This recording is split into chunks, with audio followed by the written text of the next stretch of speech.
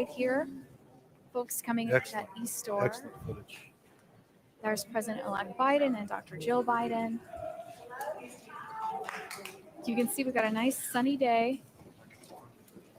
There's Vice President-elect Harris and Doug Emhoff. Now, friends, I know what you're thinking. And the J-stick behind them, Senator Blunt.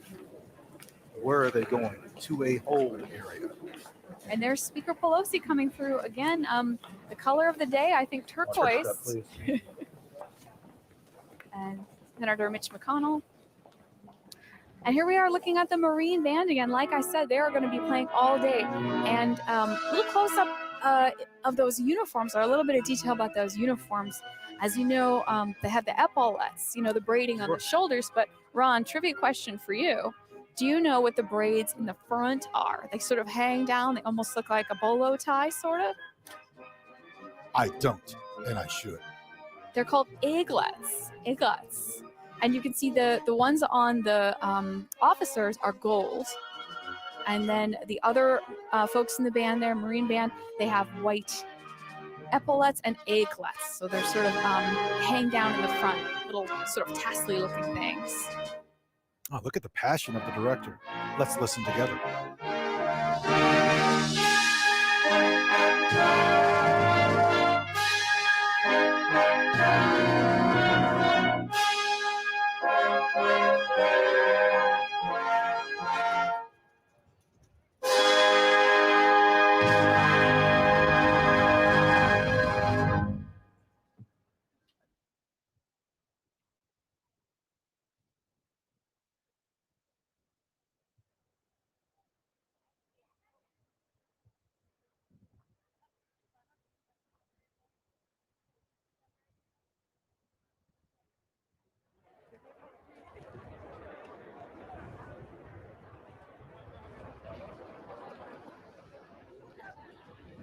Ladies and gentlemen, this is typical of inaugurations on the West Front. What are we doing? Waiting patiently. I think that may be Representative Delorio there. Her green footwear just at the top of camera now, but she's usually got some distinctive hair color and clothes that we can spot her even with masks on. It's difficult sometimes to identify our members of Congress when everybody is masked up in this pandemic. Now, Jen, people have watched for a couple hours now. They might be wondering, well, wait a minute. I see marble that's different colors. You would be correct. Oh, yeah. That marble from Vermont, Maryland, and Massachusetts, specifically Lee, Massachusetts. Yeah, and on the inside of the building, we see a lot of sandstone and a little bit of concrete. These are concrete walls here inside what we sort of lovingly refer to during inaugurations as the chute, right? This is where people are going to be sort of slaloming out. If you will. The chute brings to mind kind of like a water park, right? But they're going to kind of come down from the rotunda and out those doors onto the platform on the west side. So the door just behind us in this shot. This chute is at the bottom of the staircase, which connects to the crypt.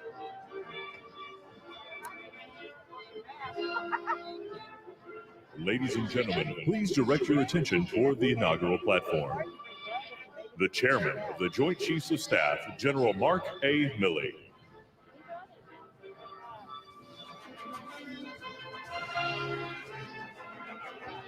General Milley coming out now, Chairman of the Joint Chiefs of Staff.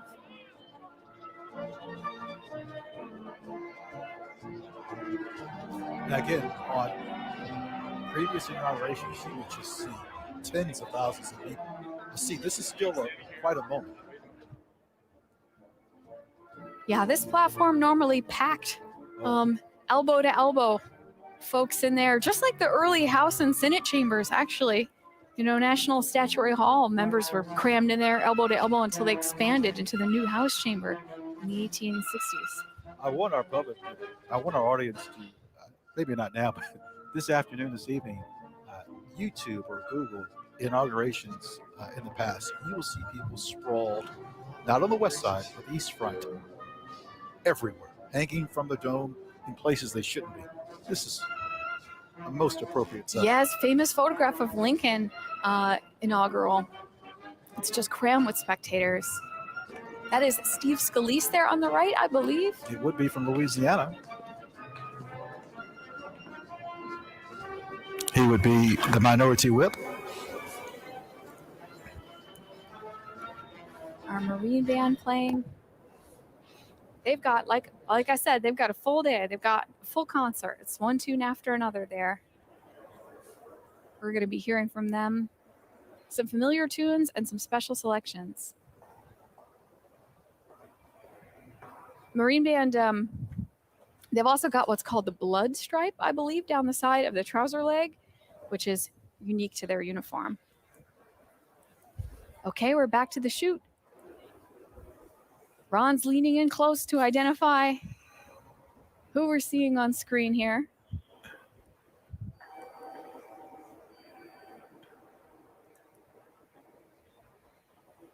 Being shown their marks, how to come out.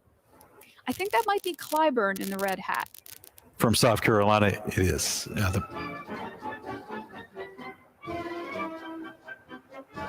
And everybody's got to know before they come out where they're going to on the platform. There's the signed seating. There's little signs on the chairs. We saw a little bit of that earlier. United States House of Representatives, Republican Whip, the Honorable Stephen Scalise, and Majority Whip, the Honorable James E. Clyburn. So for our young students, when you hear the word whip, that's the person that assembles the votes. That person makes calls and addresses before a bill gets to the floor, so they have a good idea whether it's going to go through or not. The term comes to us, I think, from hunting. It refers to the whipper in, sort of rounds up and makes sure all the hunting animals are pursuing in the right direction. So it's a good metaphor for our whips in Congress to sort of round up everybody to vote. Got some more folks coming down from the crypt here. From the state of Vermont. I saw Senator Thune in front. Those columns that you see, the crypt of the Capitol, just underneath the dome.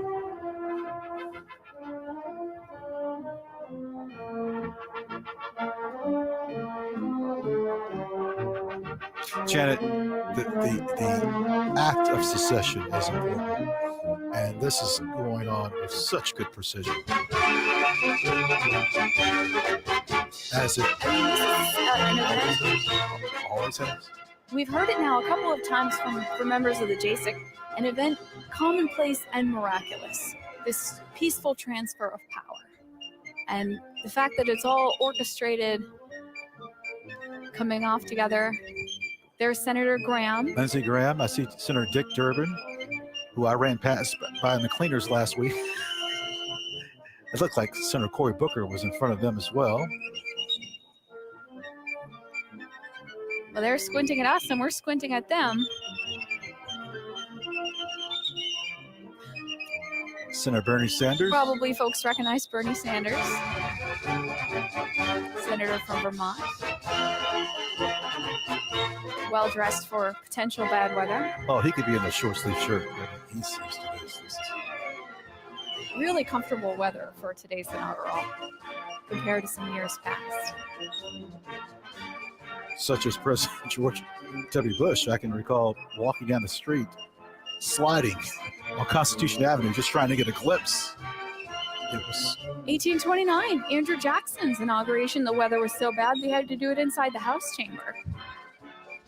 This tradition that we're observing today, of course, this tradition is older, far older than you, I, or anybody else who's watching today.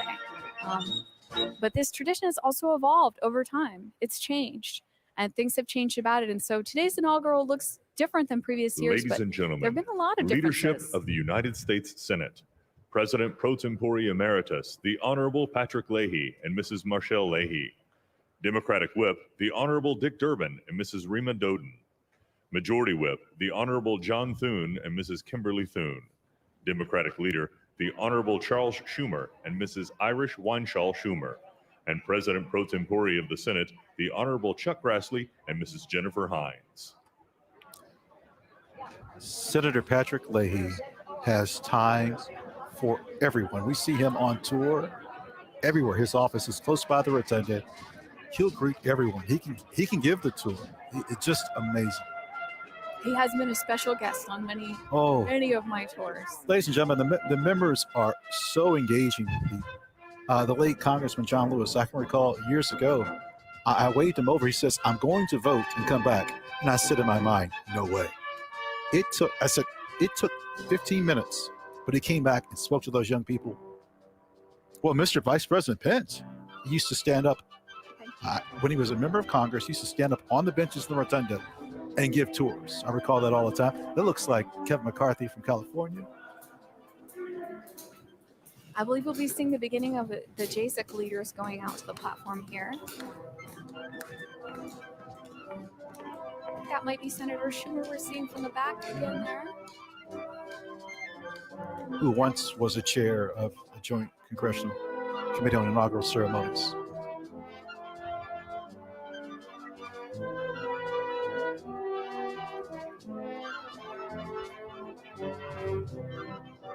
Got some more, I think, family members. Seats here.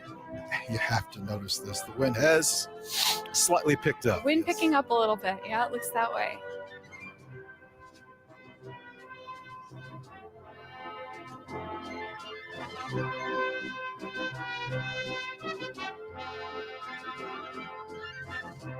I love this. The Constitution brings us here. It's really one sentence that is necessary. The oath. 37 words or 30. You know, it 35 originally minutes. said, "I do solemnly swear or affirm I will faithfully execute the office of President of the United States." And James Madison and George Mason insisted the chief executive should also swear an oath to the Constitution. And so Congress approved that version. So they added a little bit to that oath of office. That's what brings us here, the Constitution. And this date is because of the 20th Amendment. This was mentioned in the video earlier. Senator George Norris from the state of Nebraska proposed this in 1925. Yeah, again, in terms of those things, we think of them as always happening this way. We think inaugurations always in January, but until quite recently, they were happening at other times, including March. We saw earlier in response to our trivia question that George Washington was actually inaugurated April 30th, but a lot of the other ones, March 3rd or March 4th. Or in some cases, if it's on a Sunday, March 5th. Yes, and if inauguration falls on a Sunday, that's right. They do not have it on the Sunday. They do kind of a small swearing in and then the official ceremony the next day. Actually, President Wilson, I believe, was inaugurated on a Sunday. That happened once. Looks like Senator Mendez from New Jersey there. Forgive us if we're hesitating. It's difficult to see sometimes with masks. also, the Capitol has been closed to tours out of an abundance of caution, of course, for some months now. And so, although these 535 members of Congress, senators, are our bosses, I would say, we haven't seen them in a little while. You know what's fun, Janet? I've seen times where former members of Congress, they've just casually walked up towards the West Front, and they know they don't have a seat, but they kind of blend in. That's kind of fun. Ladies and gentlemen, I think we saw some former members arrive earlier. Dan Quayle. Here's former Vice President Dan Quayle, the Honorable Dan Quayle, about to step through the chute and out the door. And again, we've got camera angles here that not a lot of other people do.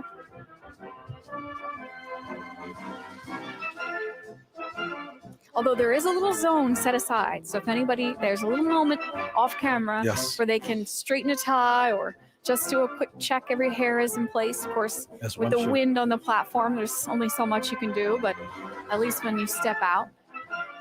Not the handshake, but the Yeah, we're seeing fist bumps here. Former VP Dan Quayle heading out there.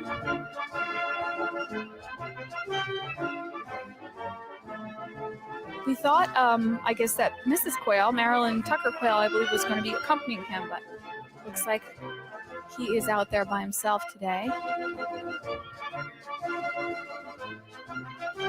A lot of things different this year. This scene doesn't always look like this. No.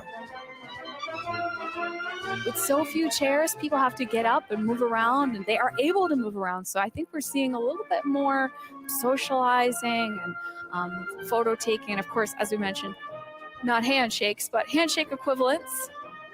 safe handshake To be equivalents. clear, we miss the people. Of No course. question. We miss the people. They belong here, and just the sheer. Well, this is the people's house, and we were talking earlier, you and I, as tour guides, were recalling how many times members of Congress appear during our tours. We'll be taking a group of public around through the rotunda or through the crypt or National Statuary Hall, which is the former House chamber.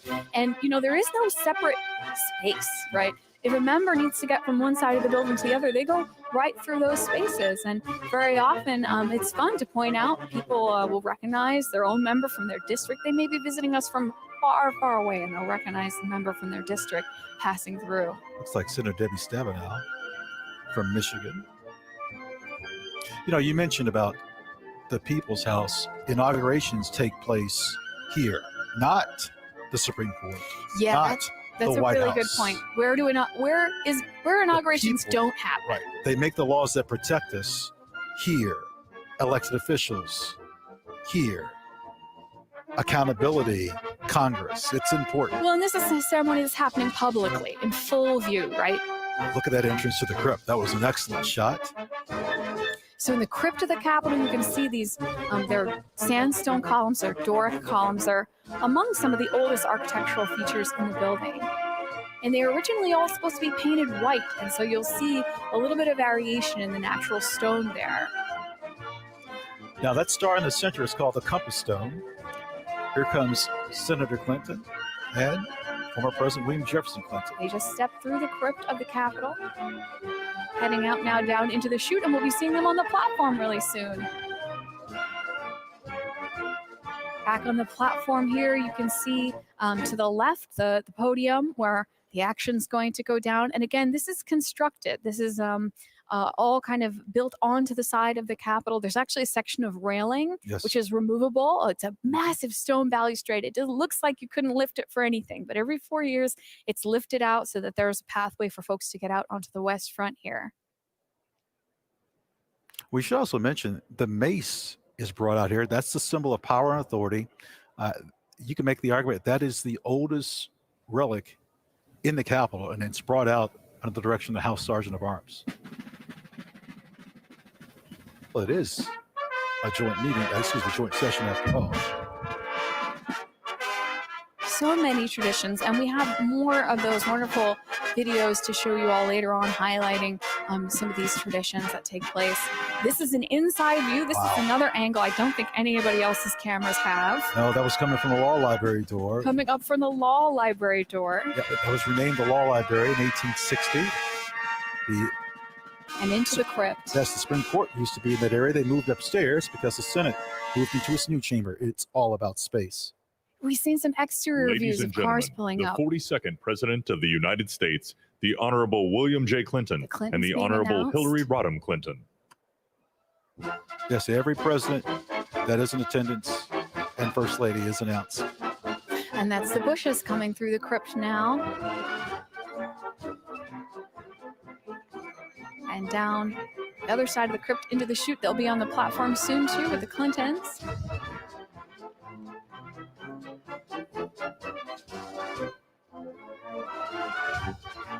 Normally we would hear the roar of the crowd for every one announced, and it is noticeably different.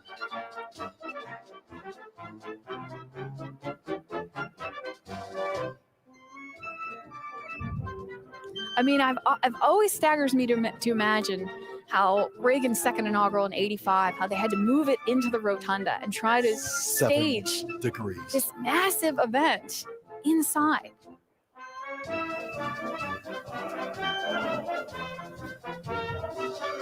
Because you mentioned earlier James Monroe's inauguration outside.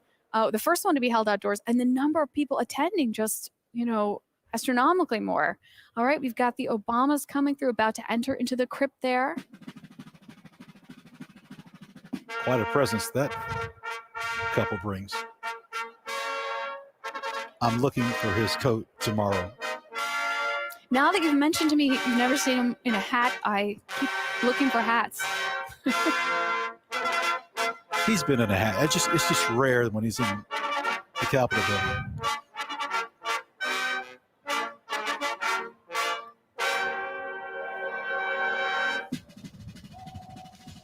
And all these folks we're seeing, this is their home. Oh, great. They have memories here going back years, familiar faces around. Ladies and gentlemen, the 43rd President of the United States, the Honorable George W. Bush and Mrs. Laura Bush.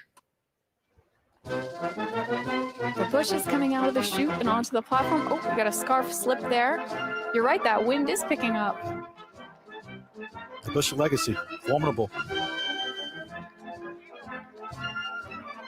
There is a tree planted to President Bush on the House side of the Capitol, and the member's name is eluding me, Lamar Smith, who had it planted. Yes, I pass by it quite frequently. You know, inaugurations almost like track the history of technology in this nation. You know, if you think about the early ones, there's no radio, no television, there's no amplification. A lot of people, I think, complained that they couldn't hear George Washington giving his speech. The first one to have amplification, 1921, Warren G. Harding. Oh, we have got the justices arriving Executive here. branch. You mean the judicial branch? Let's give the judicial branch, excuse me.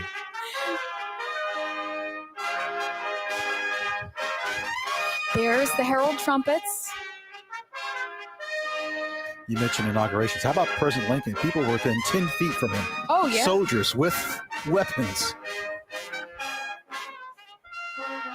Those are called tabards, those things that hang on their trumpets there. They have two sets. They have a navy blue and a white. So those are the navy blue that we see there, and the herald trumpets. U.S. Army herald trumpets. So our justices in their robes coming down the chute. It's my understanding that they gather in the Ladies old and court gentlemen, chamber. yes, the 44th Get the robes President on of and the kind of come all United out States, together. the Honorable Barack H. Obama and Mrs. Michelle Obama.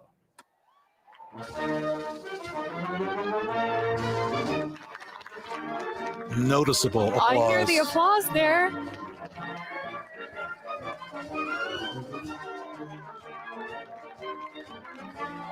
Very helpful to have announcers. As a senator, I once shared the same elevator with him. You know, So I got after you. here, I actually moved to Washington on Election Day, 2008. Came here to work at the Capitol just about a week later. And then, so my first big public event was actually President Obama's first inaugural, 2009. And my job for the day was actually to escort people to their spots, to their seats. Oh, nice. As we mentioned this year, you know, different seating than in years past.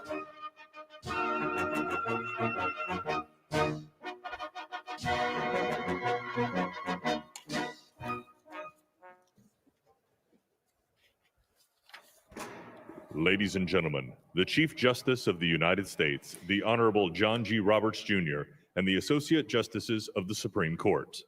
Justice Sotomayor will be doing the swearing in later for VP-elect Harris.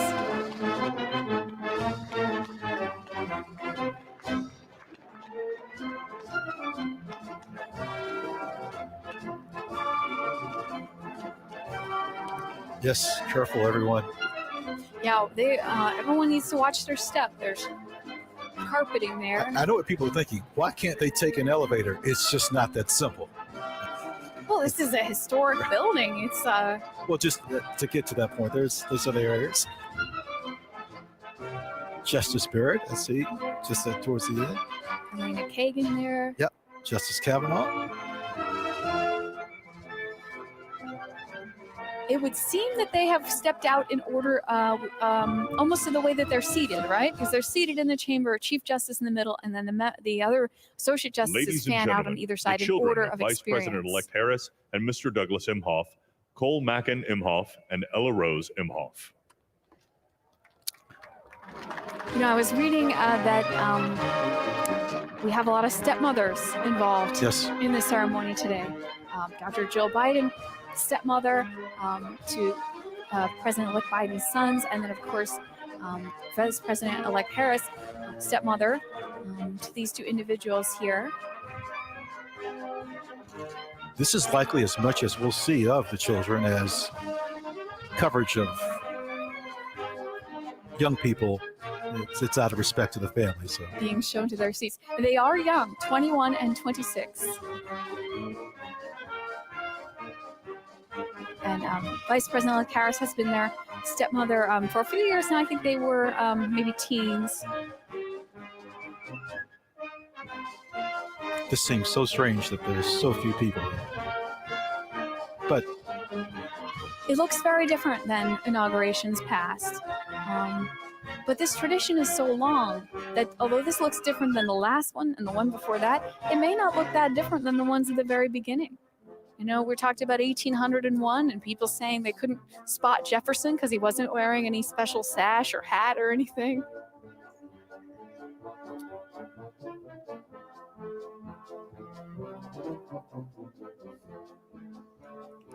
coordination of spacing. These are more family members here, I believe.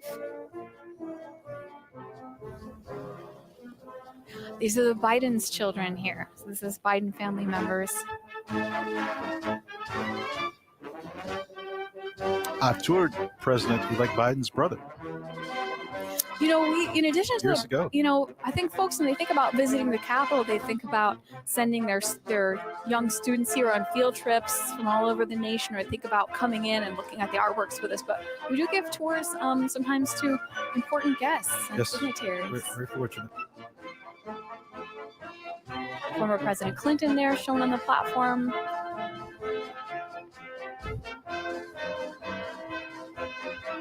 We're approaching the 11 o'clock hour, and in another hour, President Biden-elect, well, he'll be sworn in, and we'll hear his remarks in less than that time. So, yes, people have waited a long time, but the end is near.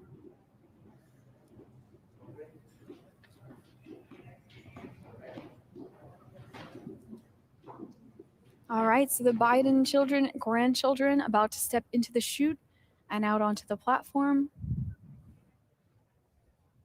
Robert Hunter Biden II, Ashley Blazer Biden, and the grandchildren of the president-elect there.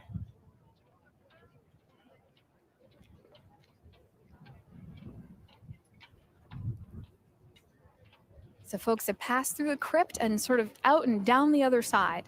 Down here toward the west front, they're about to step through the draped door that we've been looking at from the outside of the platform, kind of just beneath those flags.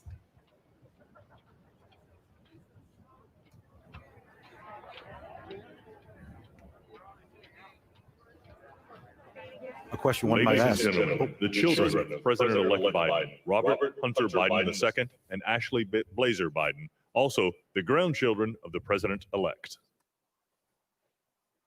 Now, I just want to point out the Marine Band here is playing John Philip Sousa March, which is called Beau Ideal. As we see the Biden children and grandchildren headed out to the platform to take their seats.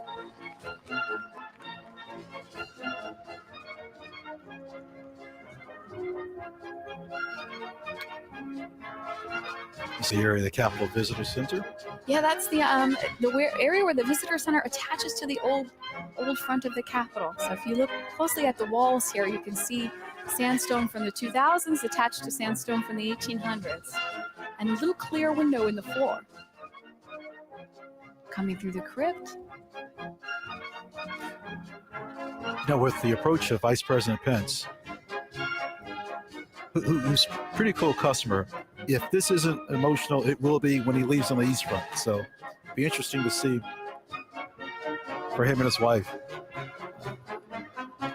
Just their posture coming down, what the emotions might be. Has to be surreal. Yes. And while all this is happening, the platform filling up with members, you know, the president-elect waiting somewhere inside the Capitol. If you can imagine folks being backstage before a big performance, the jitters, the butterflies, hoping you remember your lines, hoping you remember your marks, right, where you're Yes. supposed to stand.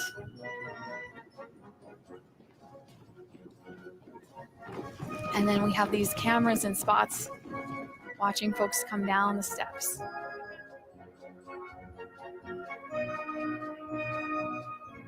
just behind those steps is actually the spot where they were meant to entomb George Washington, underneath the crypt of the Capitol. Vice President Pence here, about to step out from the chute. We see the Obamas on the platform.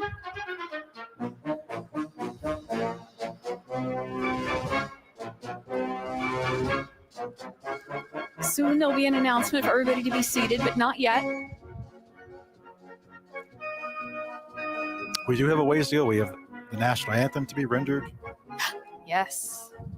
We have performances to watch. We have poems to hear. This program has expanded and contracted over the years, according to the priorities of the day and according to the traditions. According to the conditions of the day. When they've had to cut things short for one reason or another, they probably, left some things out. And other times people have thought, well, I've got this moment and I'm going to hear my favorite poet and I'm going to hear my favorite musician. Ladies and gentlemen, accompanying the Vice President, the Secretary of the Senate, the Honorable Julie E. Adams, and Chief Administrative Officer of the House of Representatives, Catherine Spindor.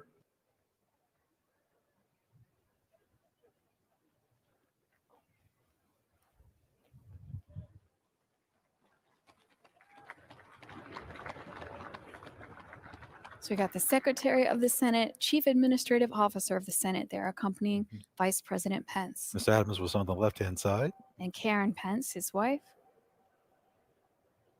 Here with Vice President Pence, getting ready to come out of the chute. The Pences have visited my church. Yes. Vice President Pence is, I think, probably the member of Congress, Senate, that visitors have spotted the most on my tours in the past couple of years. He has time for people, doesn't he? He stops and shakes hands. I had whole school groups of 8th graders run over to meet the Vice President. And again, it's one of those moments folks can't believe they're having. Came on a tour of the Capitol and saw the Vice President. Oh, there they are, those tabards on the herald trumpets. Ladies and gentlemen, the Vice President of the United States, the Honorable Michael R. Pence and Mrs. Karen Pence.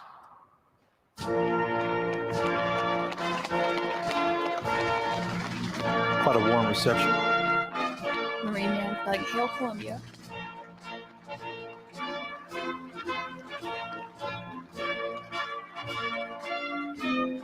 Oh, I'm sorry. I think this is another Sousa March. As the Pences step out onto the platform, head to their seats. Oh, riders for the flag, yes.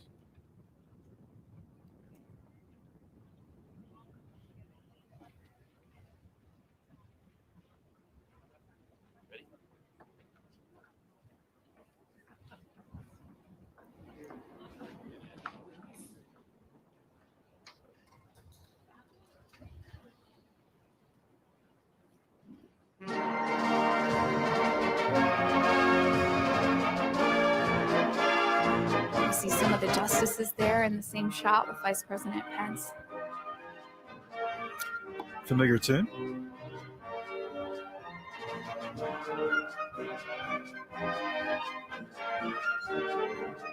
You can hear the audience singing "This Is My Country." You can hear that.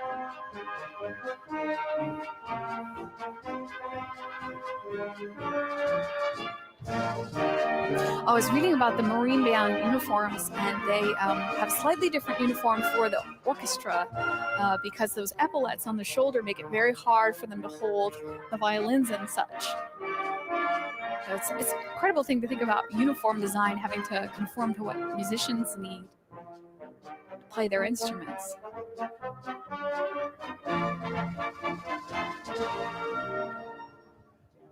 Vice President Pence there on the, oh, we see there's Dan Quayle and George W. Bush there exchanging a greeting on the platform.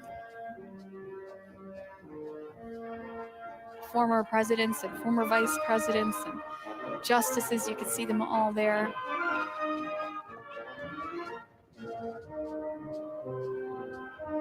And families. Harris family that we see here. Did you notice those two strollers earlier out on the east front? I think. I didn't see the Yes, strollers. two strollers Sure. on the east front. I think we know who's in those strollers now. I think we do. Got some small ones there.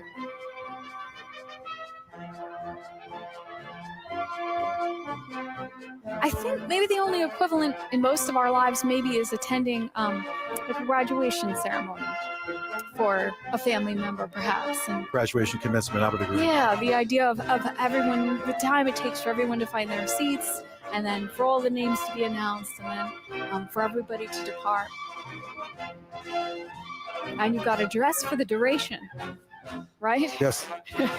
We should mention to people there is a plan B if we don't have it on the west front outside, and a plan C. But Seating down here on the west front lawn. So members of Congress, some former members, other guests. some of our colleagues are working in that area. Those mayors and governors that we saw earlier arriving, the diplomatic corps, all these folks have found seats. And of course, everything spread out due to the pandemic. You can see President-elect Biden there at the top corner of our screen. Lots of photos being taken. Some family members. I believe those are the Biden granddaughters there, the three ladies in sort of pastel color coats. There is a very interesting fashion strategy for really? the day. Folks seem to pick bright colors so they can be spotted among this sea of dark overcoats on the platform. But again, it's a little more spread out than normal, so it's a bit easier to pick out individuals.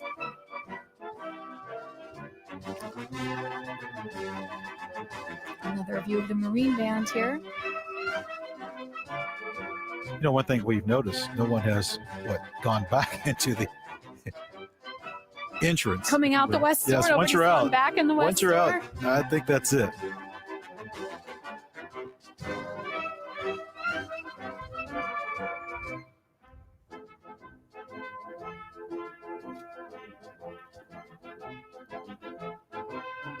Oh. Coming down the east staircase. An Albert Bierstadt painting there on the Yes. staircase there is VP-elect That Harris. painting that people just saw used to be in the House of Representatives chamber. And they're preparing to walk across the crypt. So that escalator you can spot at the back of the shot, that's leading down into the Capitol Visitor Center, the newest part of the Capitol complex, opened up in 2008. December 2nd. Here, I remember that. Officer Goodman. In the light brown coat. Well, that's going to be quite a moment. Quite a moment.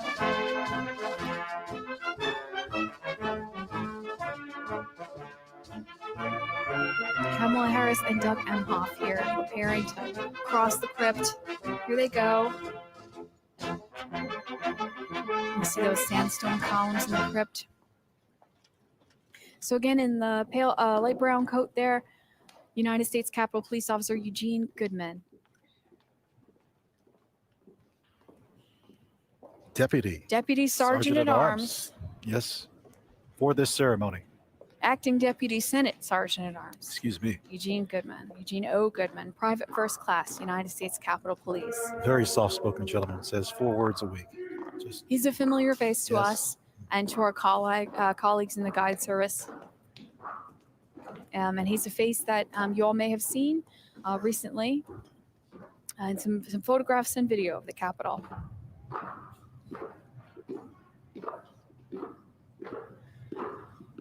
We can hear the footsteps of VP-elect Harris coming down the stairs from the crypt.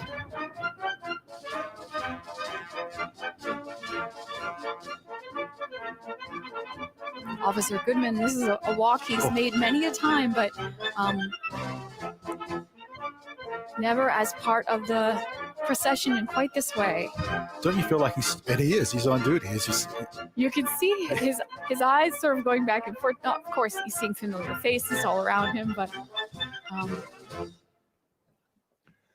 Ladies and gentlemen, accompanying the Vice President-elect, the Chief of Inaugural Ceremonies, Maria Miller-Lohmeyer, the Acting Deputy House Sergeant-at-Arms, Kevin Grubbs, and the Acting Deputy Senate Sergeant-at-Arms, United States Capitol Police Officer, Private First Class Eugene O. Goodman.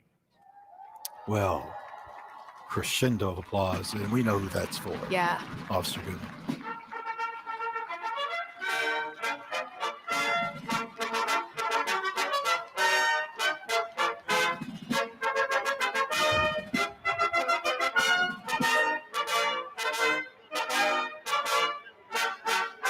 His actions more than heroic. Oh, there we see Speaker Pelosi. And looks like the rest of the JSIC there preparing to cross. So Warrior in the red scarf. we've got to spell out our acronyms. It's the Joint Congressional Committee on Ladies and Inaugural gentlemen, Ceremonies. the Vice President-elect of the United States, Kamala Devi Harris, and Mr. Douglas Emhoff.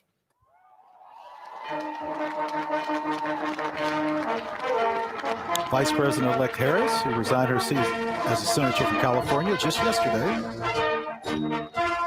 And today, very shortly, to be sworn in as Vice President. So her office within the Capitol will move Yes. from her senator's office to the vice president's office. You know, it's really Senate Richard side of Nixon that Capitol. really transferred the location of the vice presidency, working towards the old executive office building. And putting the locus of the vice president's office here at the Capitol. But of course, they are the tie-breaking vote in the Senate. All right, so on our camera there on the right, we can see Representative Hoyer in the red scarf, member of the Joint Committee, the JSIC, Joint Congressional Committee on Inaugural Ceremonies.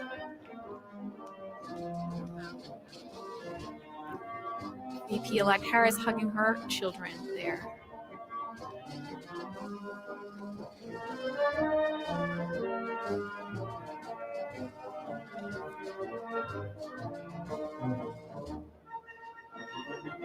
Oh, that's a moment there. Vice President. VP Vice meeting President. VP. Yes, Harris elect.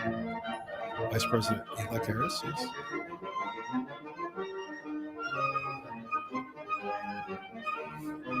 And notice the real furniture, folks. There's folding chairs out there, but it's a real chair and a real table. And on that table, I believe, are some of the sacred texts that are going to be used today. Representative Clyburn there having a moment with VP-elect Harris.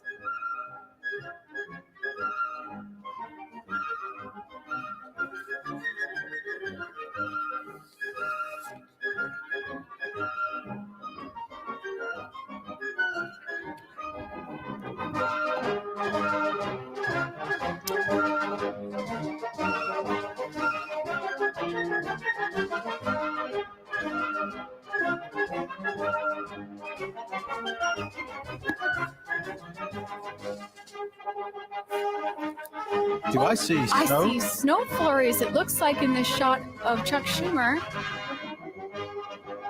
Those are snow flurries. You notice it has gotten considerably darker. That, the wind did pick up.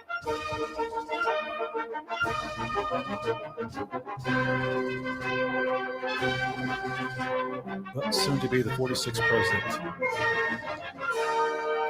Joe Joseph Biden, Biden, Dr. Joe Biden, making their way. getting ready to cross through the crypt.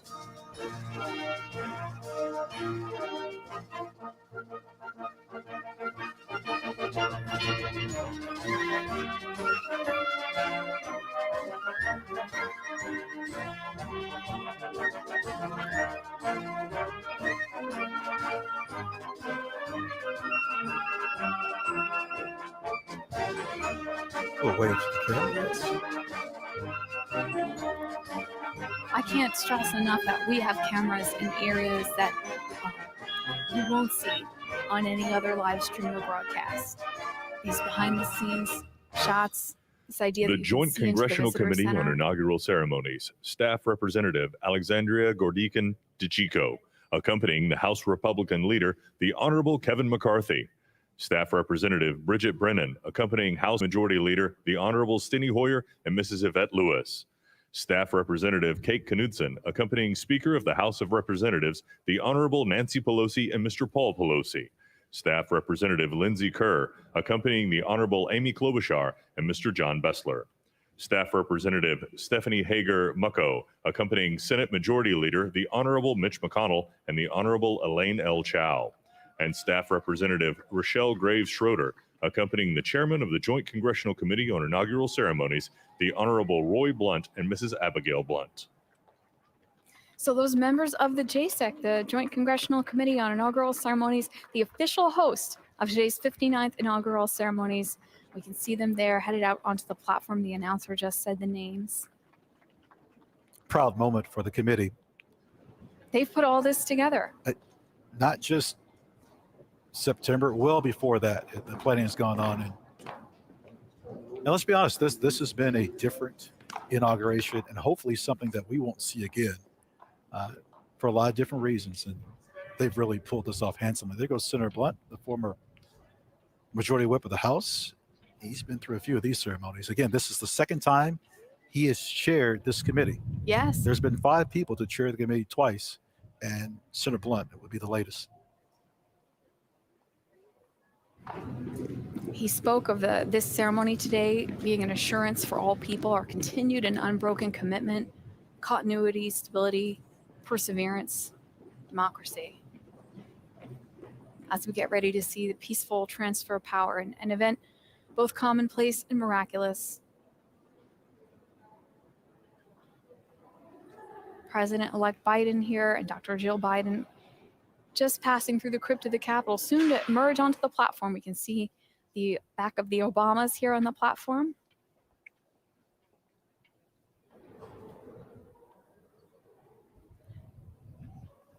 Cole and Ella, and it's snowing. Cole and Ella, VP Harris's children there.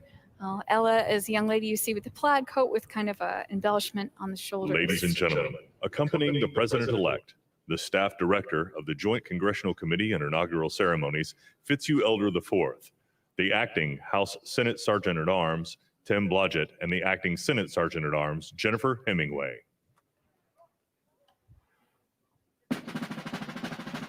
You know, snow, not unheard of in Washington in January. But you know what? When they used to have these in March, snow was also not unheard of. Not at all. Until 1933, inaugurations happened in March, and pretty risky in the era before paved roads. Well, our last inauguration, it was, we had a little bit of rain. President Trump, on our last inauguration, of course, President Obama, I think it was about 25 degrees. The weather's always an element. Ladies and gentlemen, the President-elect of the United States, Joseph Robinette Biden Jr. and Dr. Jill Biden.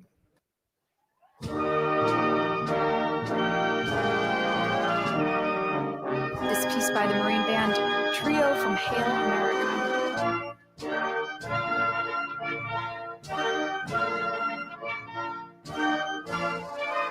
A Marine Band known as the President's Own. They play at the pleasure of the President and the Commandant of the Marine Corps. And they've played at every inauguration since Jefferson's.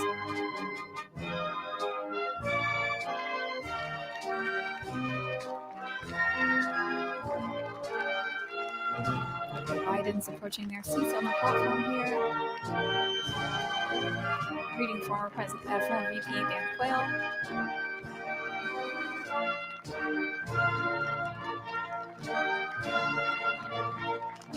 Look at his eyes. The pride. Ladies and gentlemen, please be seated. That's a phrase that is well welcomed right now.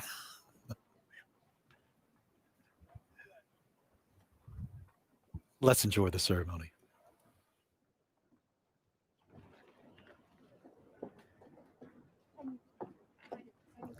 Please welcome the Honorable Amy Klobuchar.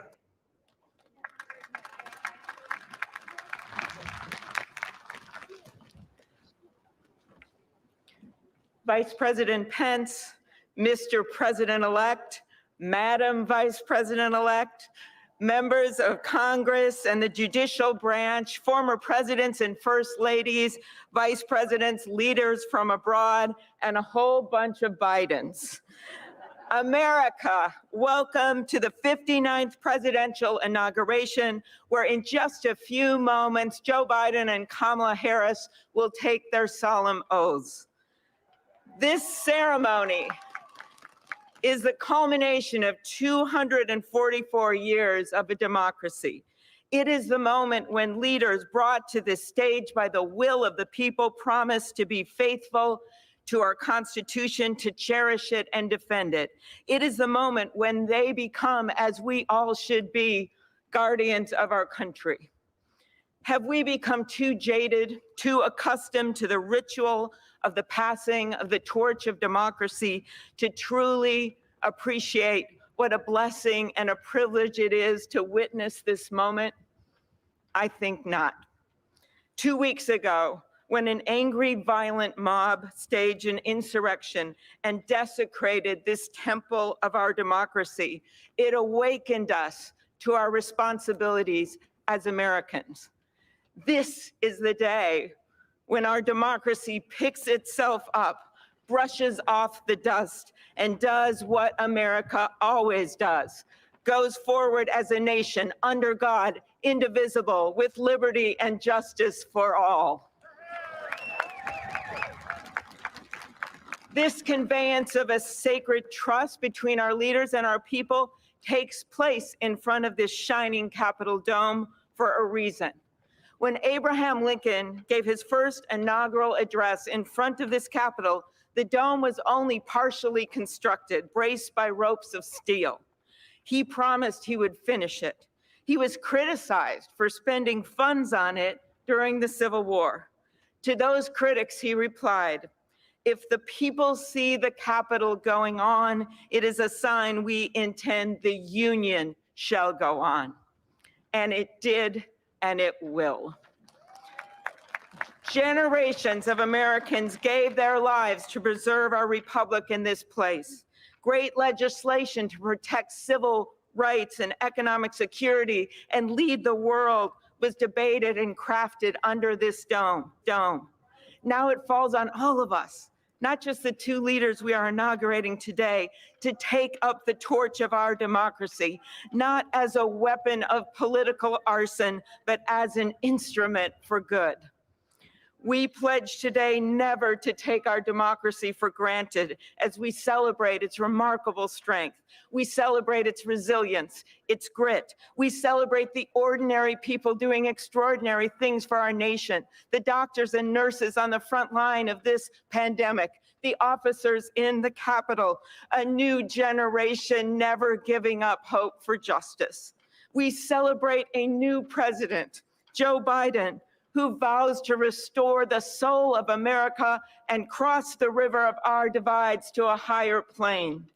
And we celebrate our first African American, first Asian American, and first woman vice president, Kamala Harris, who stands on the shoulders of so many on this platform who have forged the way to this day. When she takes the oath of office, little girls and boys across the world will know that anything and everything is possible. And in the end, that is America, our democracy, a country of so much good. And today, on these Capitol steps and before this glorious field of flags, we rededicate ourselves to its cause. Thank you. It is now my honor to introduce to you the senator who has worked with me and so many others to make this ceremony possible, my friend and the chair of the inaugural committee, Missouri Senator Roy Blunt.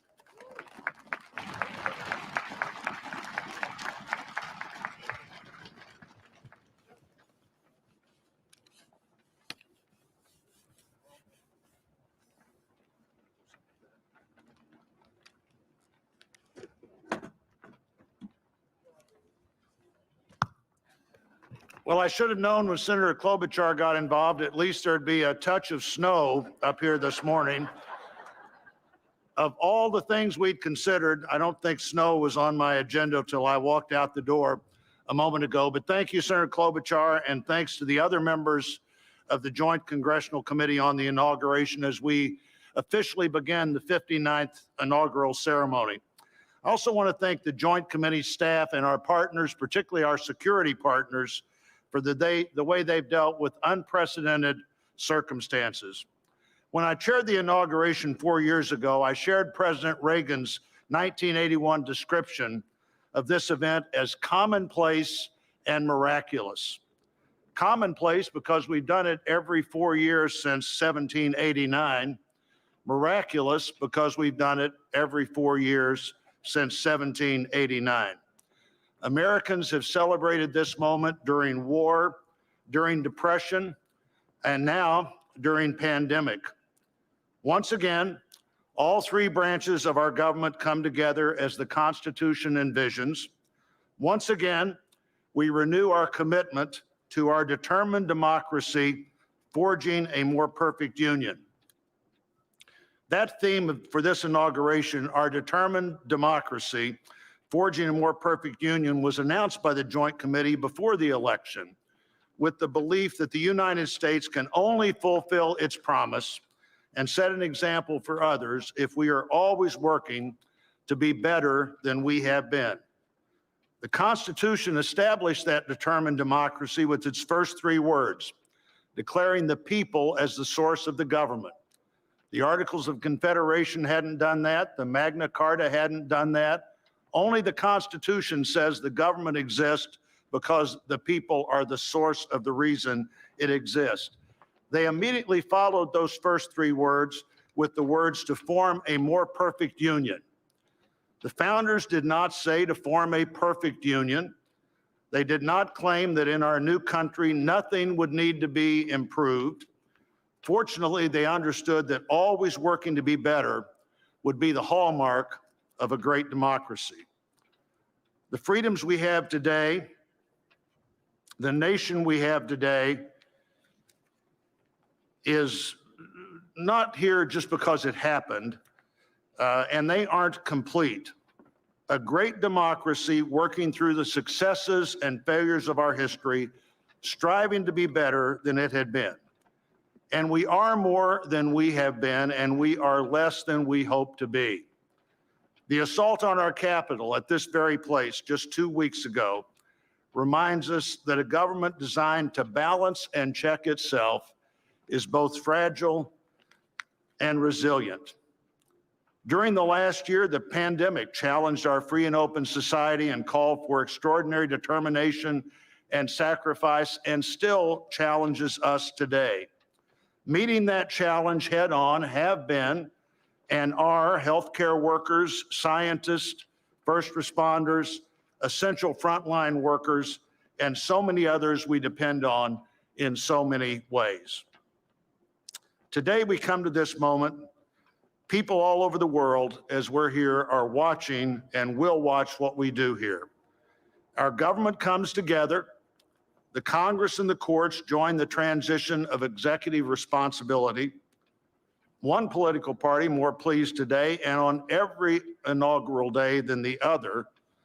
But this is not a moment of division, it's a moment of unification. A new administration begins and brings with it a new beginning. And with that, our great national debate goes forward, and a determined democracy will continue to be essential in pursuit of a more perfect union and a better future for all Americans. What a privilege for me to join you today. Thank you.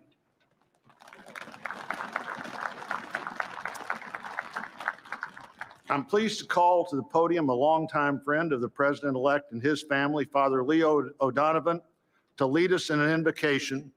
Please stand if you are able and remain standing for the national anthem and the pledge to our flag.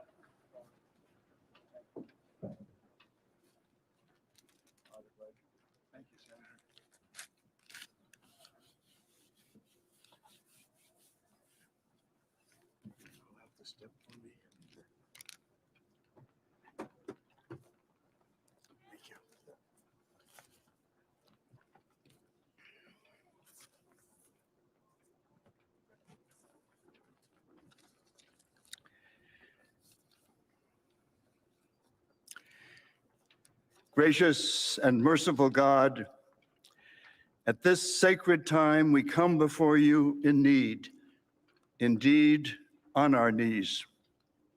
But we come still more with hope and with our eyes raised anew to the vision of a more perfect union in our land, a union of all our citizens to promote the general welfare and secure the blessings of liberty to ourselves and our posterity.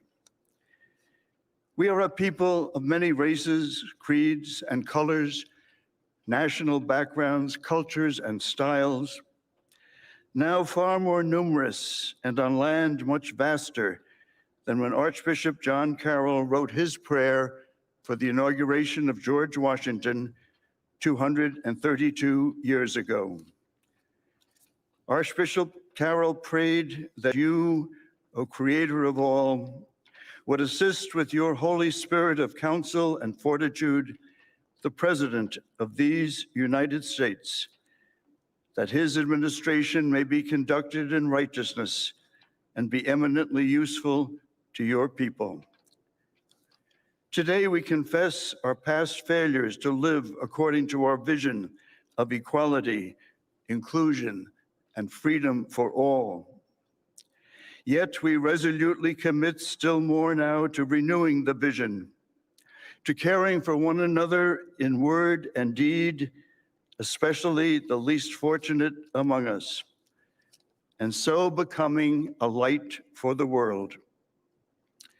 There is a power in each and every one of us that lives by turning to every other one of us, a thrust of the Spirit to cherish and care and stand by others, and above all, those most in need. It is called love, and its path is to give ever more of itself. Today, it is called American patriotism, born not of power and privilege, but of care for the common good, with malice toward none and with charity for all.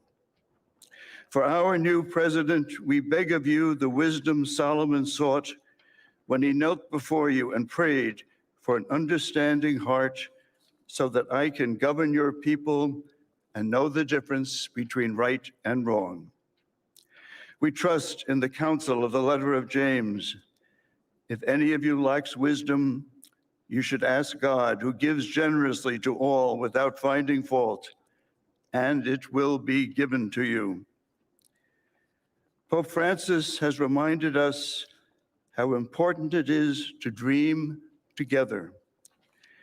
By ourselves, he wrote, we risk seeing mirages, things that are not there.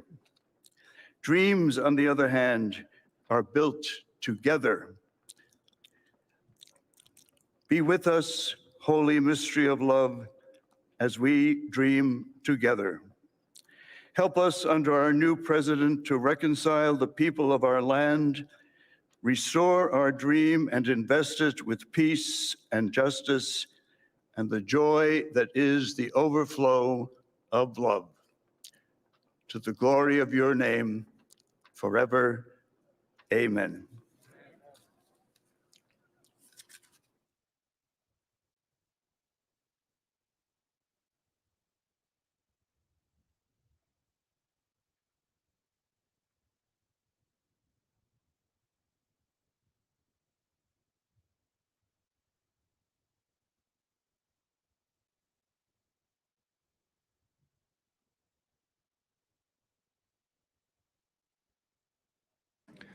Ladies and gentlemen, please remain standing for the presentation of our national colors by the Armed Forces Color Guard, the singing of our national anthem, and for the Pledge of Allegiance.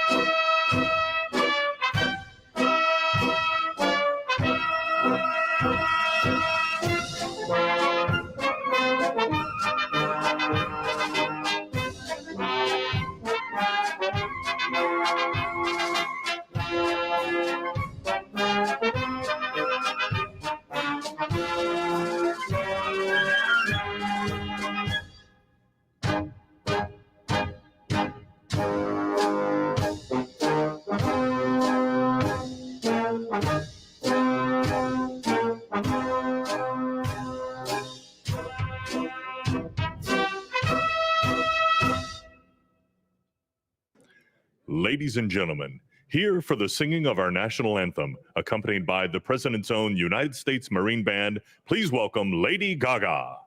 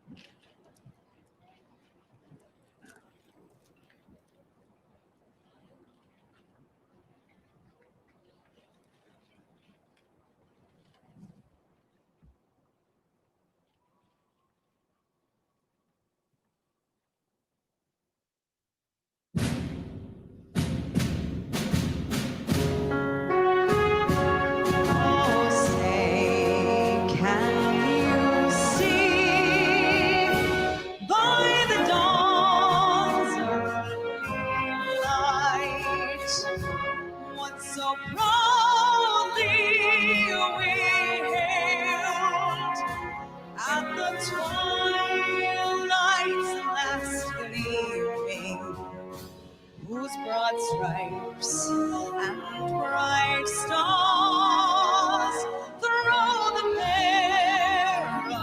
perilous fight.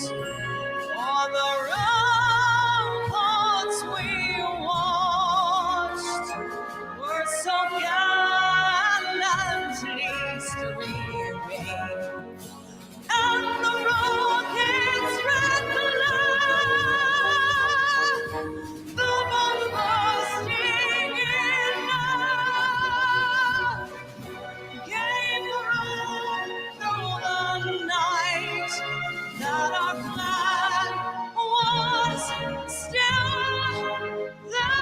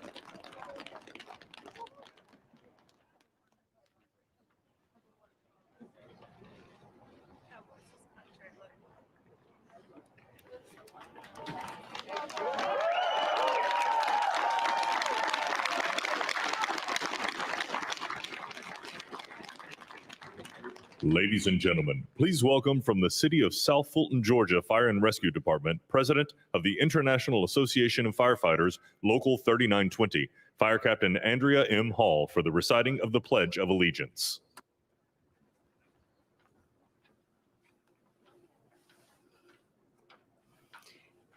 I pledge allegiance to the flag of the United States of America and to the republic for which it stands, one nation, under God, indivisible, with liberty and justice for all.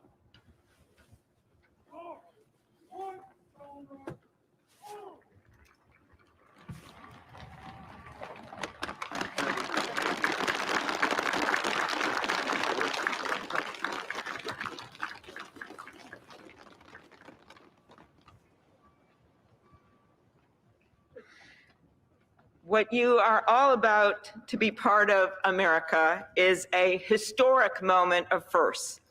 To administer the oath to our first African American, our first Asian American, and our first woman vice president, Kamala Harris, it is my great privilege to welcome to the inaugural stage the first Latina to ever serve on the Supreme Court of the United States of America, Justice Sonia Sotomayor. Ladies and gentlemen, please remain standing for the oath of office, followed by musical honors.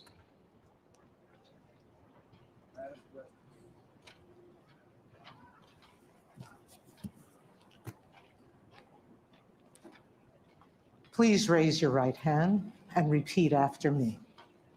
I, Kamala Davy Harris, do solemnly swear I, Kamala Davy Harris, do solemnly swear that I will support and defend the Constitution of the United States that I will support and defend the Constitution of the United States against all enemies, foreign and domestic, against all enemies, foreign and domestic, that I will bear true faith and allegiance to the same, that I will bear true faith and allegiance to the same, that I take this obligation freely, that I take this obligation freely, without any mental reservation or purpose of evasion, without any mental reservation or purpose of evasion, that I will well and faithfully discharge that I will well and faithfully discharge the duties of the office on which I am about to enter. the duties of the office upon which I am about to enter. So help me God. So help me God.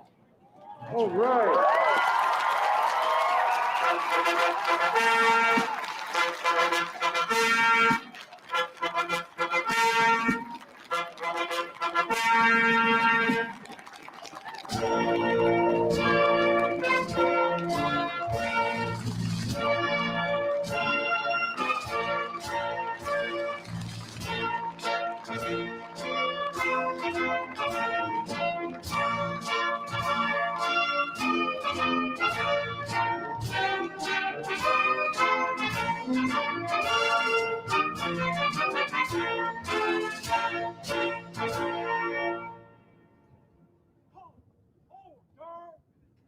Ladies and gentlemen, please be seated.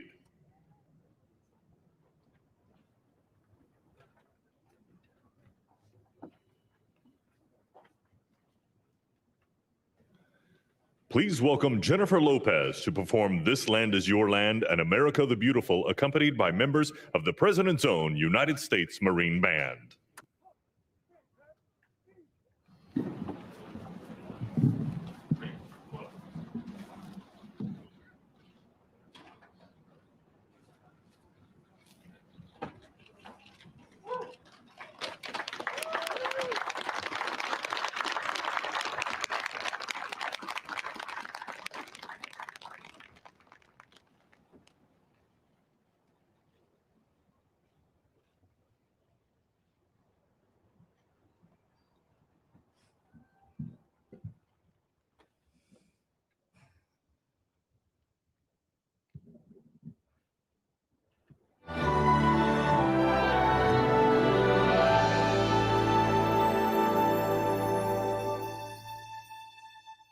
This land is your land.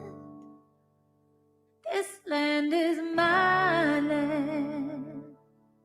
From California to the New York Islands, from the Redwood Forest to the Gulf Stream waters. This land was made for you and me. As I went walking down that ribbon of highway, I saw above me that endless skyway. I saw below me that golden valley. This land was made for you and me. Oh, this land, oh, this land was made for you and me. Oh, this land, this land was made for you and me. You and me, oh.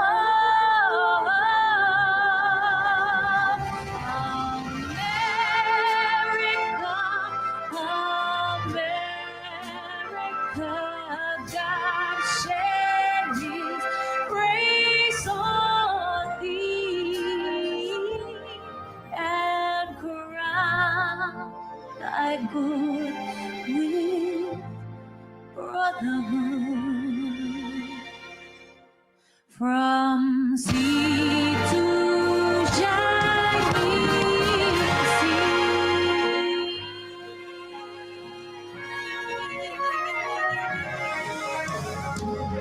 Una nación bajo Dios, indivisible, con libertad y justicia para todos. Let's get loud.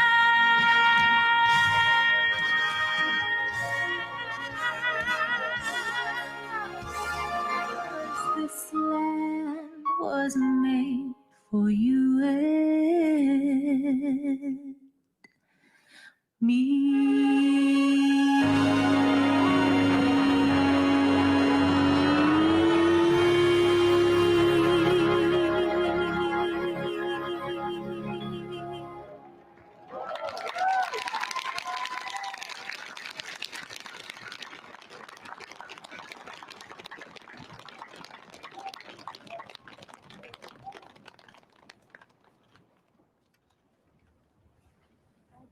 Well, that was great. The sun is shining, and Mr. President-elect, this is the first inauguration in the history of America where J-Lo was the warm-up act for Chief Justice Roberts. With that, it is now my distinct honor to introduce the Chief Justice of the Supreme Court of the United States, John Roberts, to administer the presidential oath to the next President of the United States, Joseph R. Biden.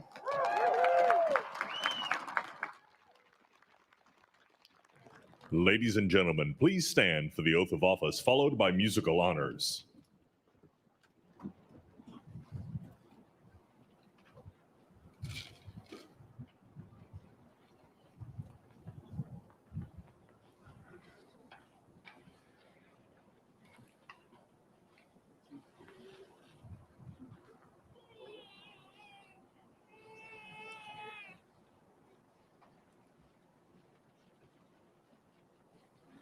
Please raise your right hand and repeat after me. I, Joseph Robinette Biden Jr., do solemnly swear I, Joseph Robinette Biden Jr., do solemnly swear that I will faithfully execute that I will faithfully execute the office of President of the United States the office of President of the United States and will, to the best of my ability, to the best of my ability, preserve, protect, and defend preserve, protect, and defend the Constitution of the United States. the Constitution of the United States. So help you God. So help me God. Congratulations, Mr. Thank you. President.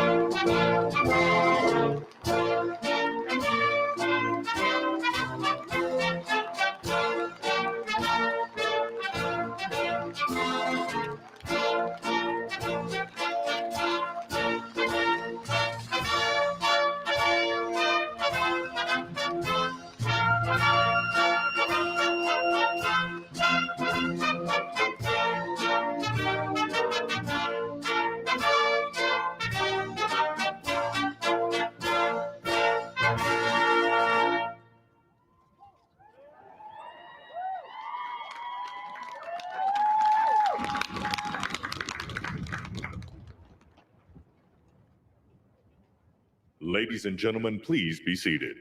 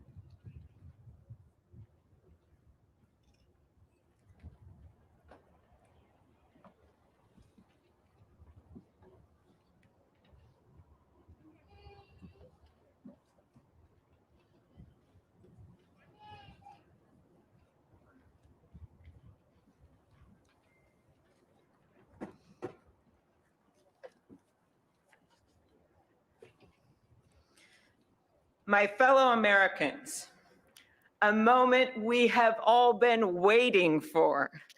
It is now my great privilege and high honor to be the first person to officially introduce the 46th President of the United States, Joseph R. Biden, Jr.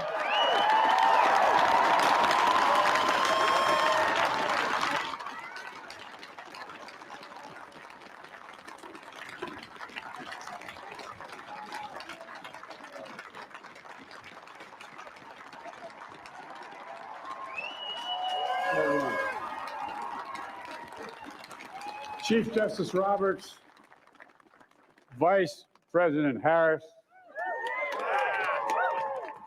Speaker Pelosi, Leader Schumer, Leader McConnell, Vice President Pence, and my distinguished guests, my fellow Americans. This is America's day. This is democracy's day, a day of history and hope, of renewal and resolve. Through a crucible for the ages, America has been tested anew, and America has risen to the challenge. Today, we celebrate the triumph not of a candidate, but of a cause, the cause of democracy. The people, the will of the people has been heard, and the will of the people has been heeded. We've learned again that democracy is precious. Democracy is fragile. And at this hour, my friends, democracy has prevailed. So now, on this hallowed ground where just a few days ago, violence sought to shake the Capitol's very foundation, we come together as one nation, under God, indivisible, to carry out the peaceful transfer of power as we have for more than 2 centuries. As we look ahead in our uniquely American way, restless, bold, optimistic, and set our sights on the nation we know we can be and we must be. I thank my predecessors of both parties for their presence here today. I thank them from the bottom of my heart. And I know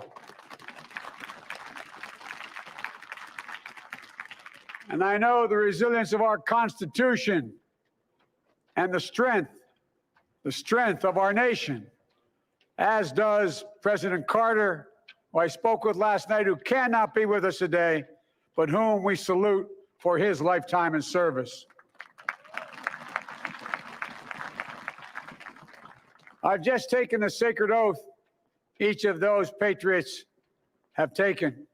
The oath first sworn by George Washington. But the American story depends not on any one of us, not on some of us, but on all of us, on we, the people, who seek a more perfect union. This is a great nation. We are good people. And over the centuries, through storm and strife, in peace and in war, we've come so far. But we still have far to go.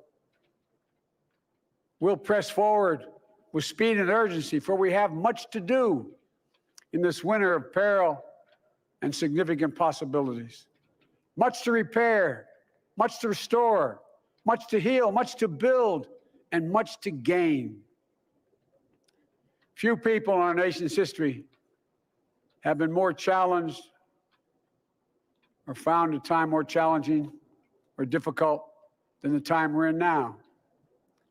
Once-in-a-century virus that silently stalks the country.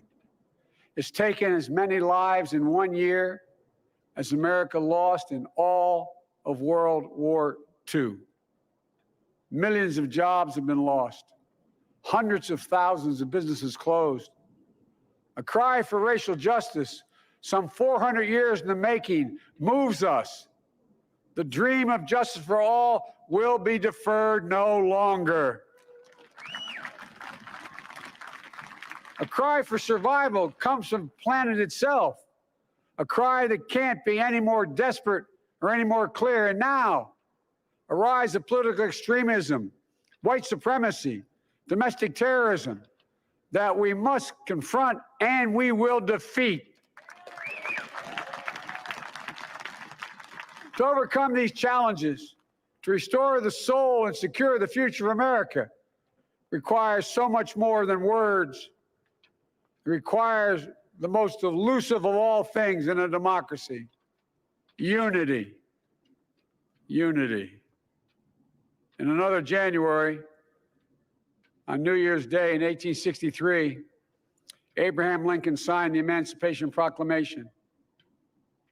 When he put pen to paper, the president said, and I quote, "If my name ever goes down into history, it'll be for this act, and my whole soul is in it."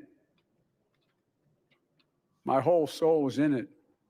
Today, on this January day, my whole soul is in this, bringing America together, uniting our people, uniting our nation. And I ask every American to join me in this cause.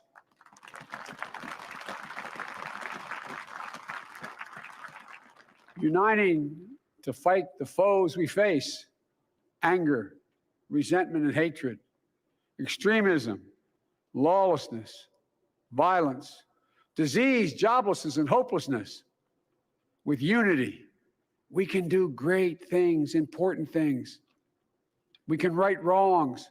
We can put people to work in good jobs. We can teach our children in safe schools. We can overcome the deadly virus.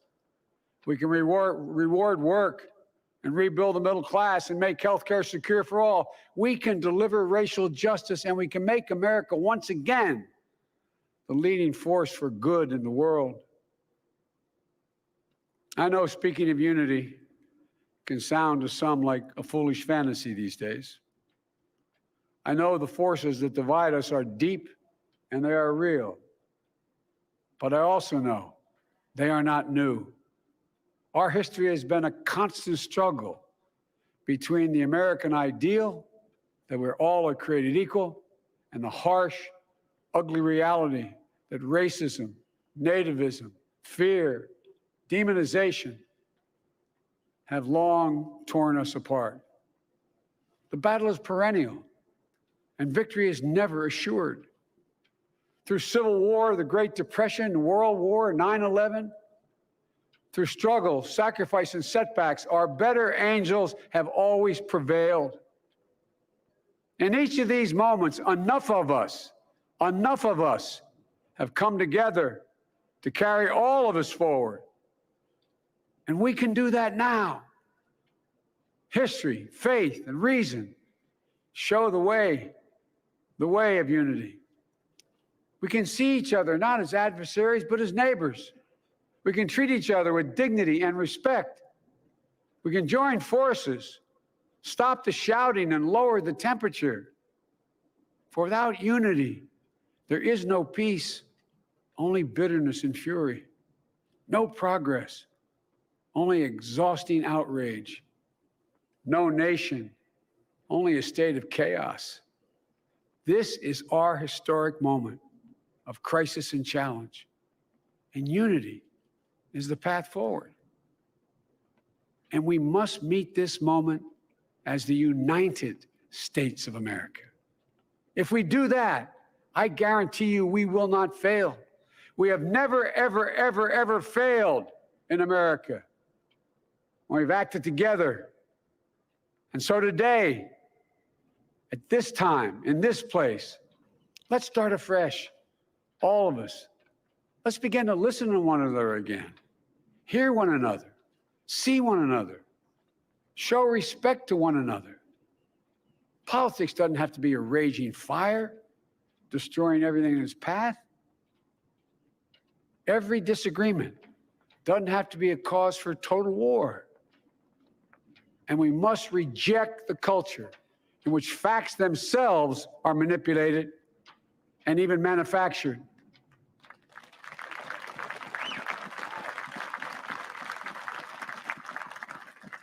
My fellow Americans, we have to be different than this. America has to be better than this. And I believe America is so much better than this. Just look around.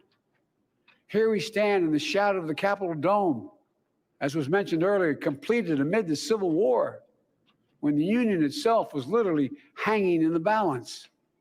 Yet we endured. We prevailed. Here we stand, looking out on the great mall where Dr. King spoke of his dream.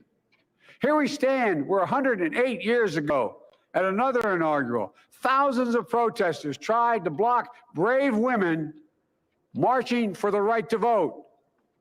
And today, we mark the swearing in of the first woman in American history elected to national office, Vice President Kamala Harris.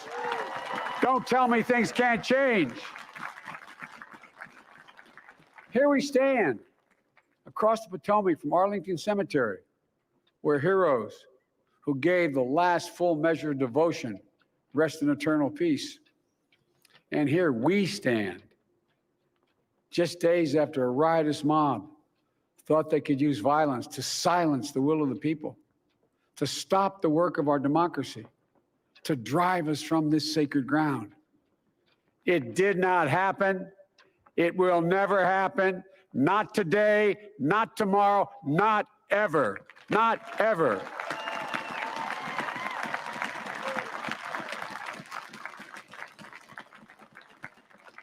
To all those who supported our campaign, I'm humbled by the faith you've placed in us.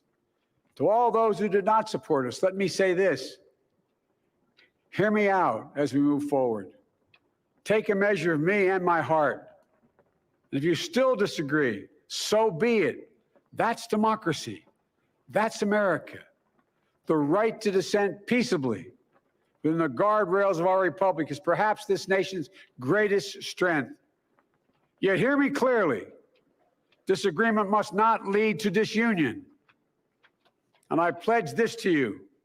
I will be a president for all Americans, all Americans. And I promise you, I will fight as hard for those who did not support me as for those who did.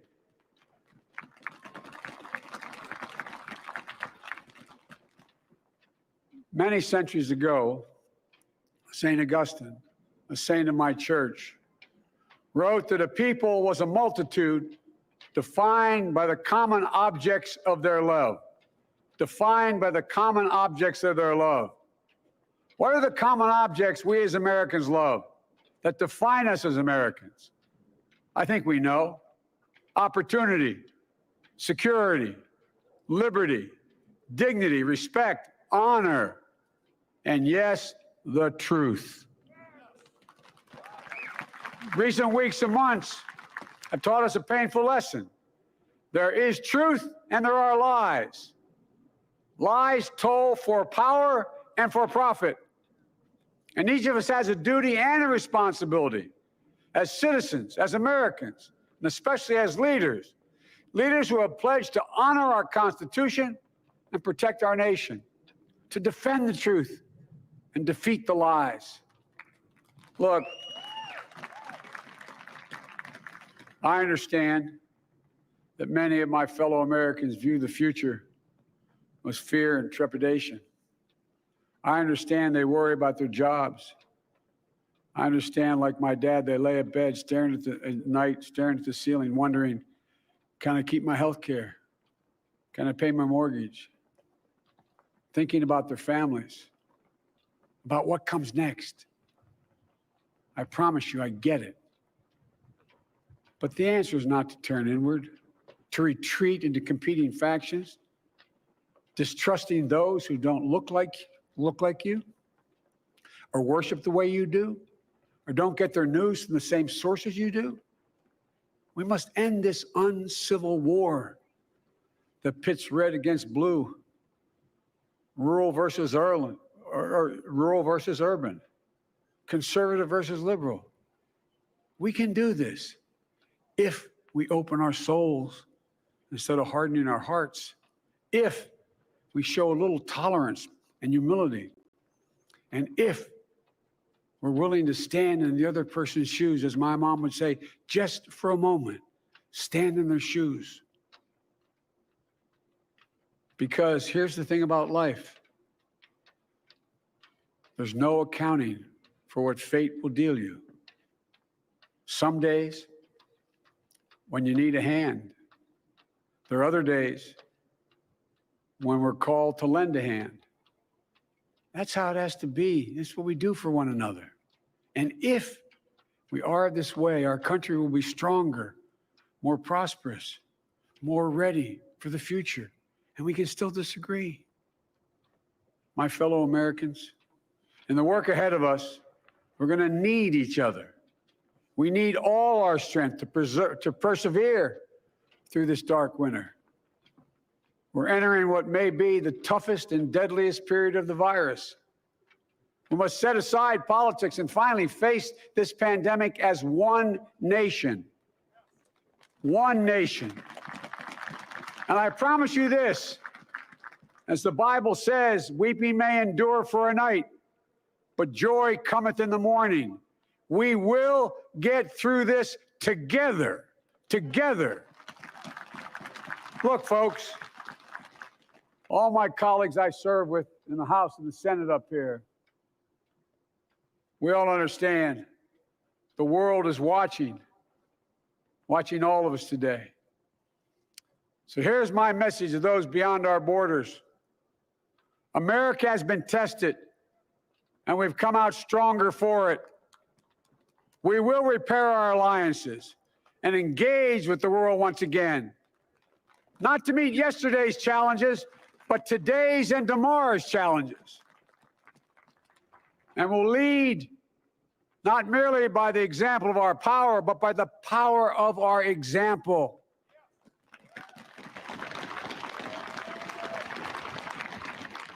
We'll be a strong and trusted partner for peace, progress, and security. Look, you all know we've been through so much in this nation. And my first act as president, I'd like to ask you to join me in a moment of silent prayer. Remember all those who we lost in this past year to the pandemic, those 400,000 fellow Americans, moms, dads, husbands, wives, sons, daughters, friends, neighbors, and coworkers. We'll honor them for becoming the people and the nation we know we can and should be. So I ask you, let's say a silent prayer for those who've lost their lives and those left behind, and for our country.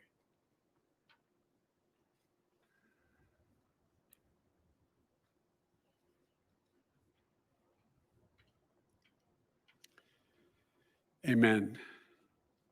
Folks, this is a time of testing.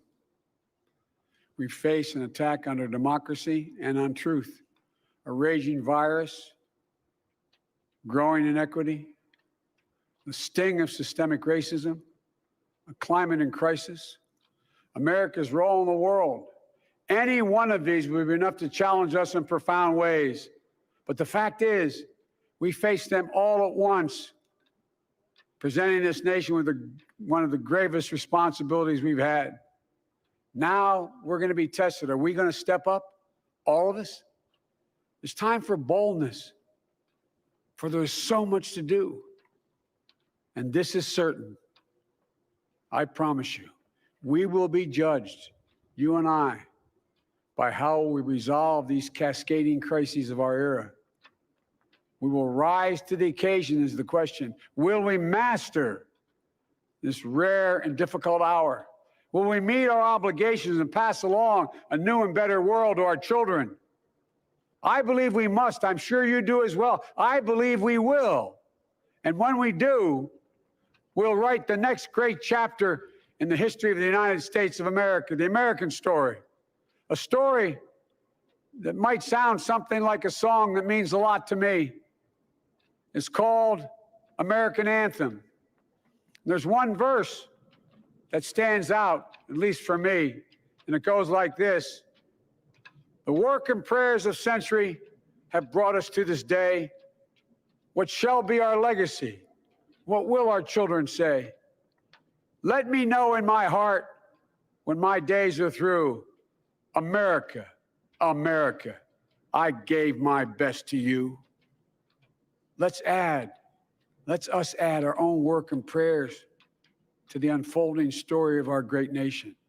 If we do this, then when our days are through, our children and our children's children will say of us, they gave their best, they did their duty, they healed a broken land. My fellow Americans, I close the day where I began, with the sacred oath. Before God and all of you, I give you my word. I will always level with you. I will defend the Constitution. I'll defend our democracy. I'll defend America.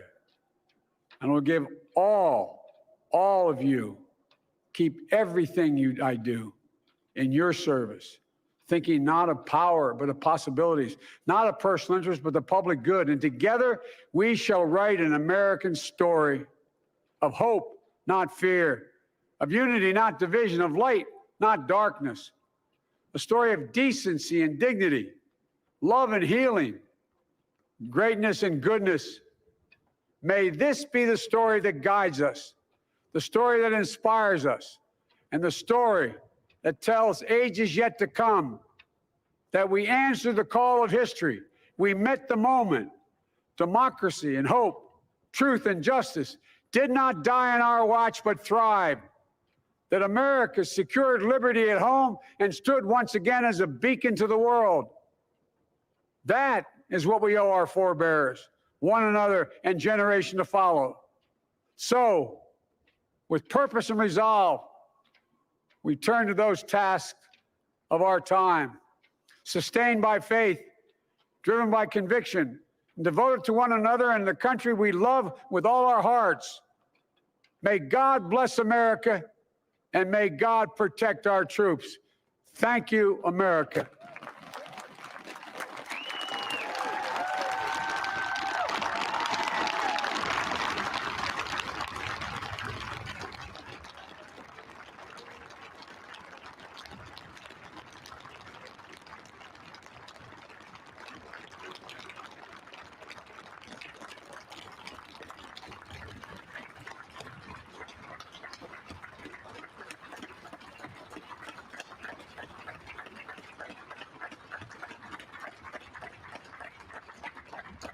Ladies and gentlemen, please be seated.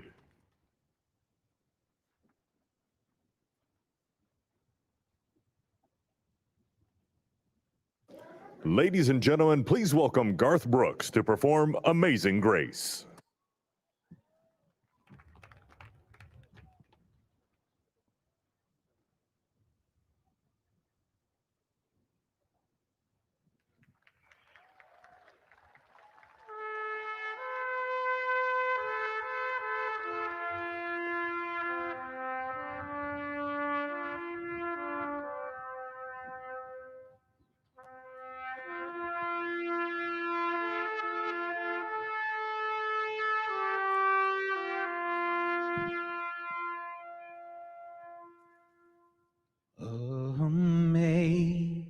Amazing grace, how sweet the sound that saved a wretch like me.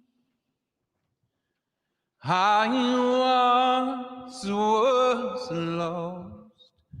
but now I'm found. Was blind, but now I see.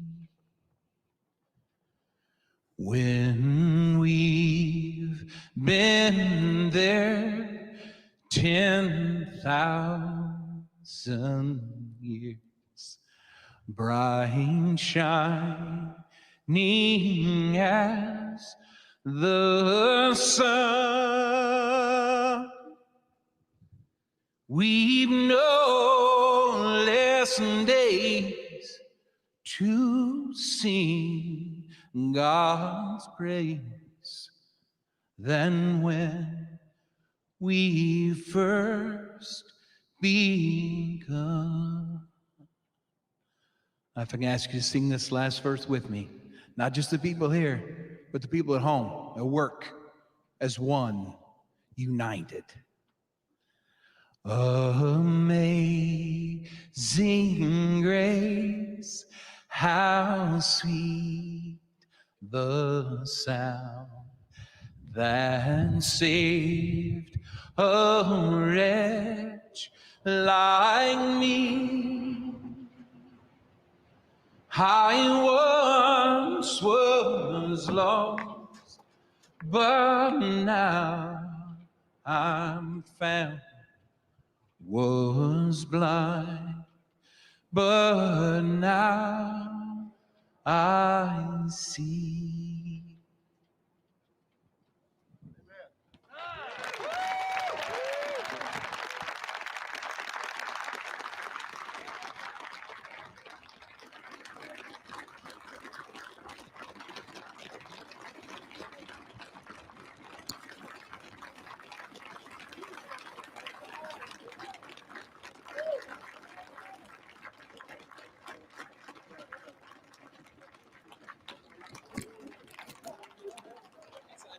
Hard not to be reminded of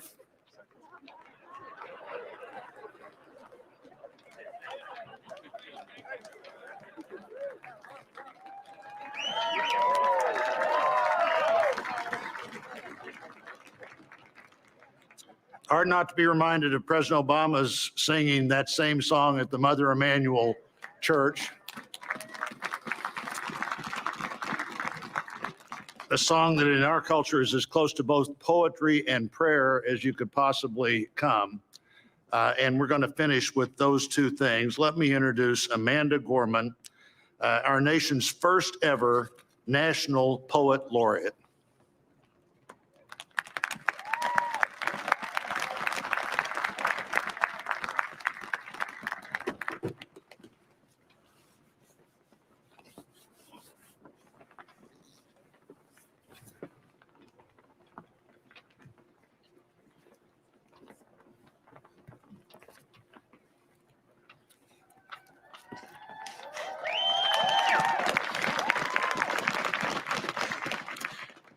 Mr. President, Dr. Biden, Madam Vice President, Mr. Emhoff, Americans, and the world. When day comes, we ask ourselves, where can we find light in this never-ending shade? The loss we carry, a sea we must wade. We've braved the belly of the beast. We've learned that quiet isn't always peace, and the norms and notions of what just isn't always just is.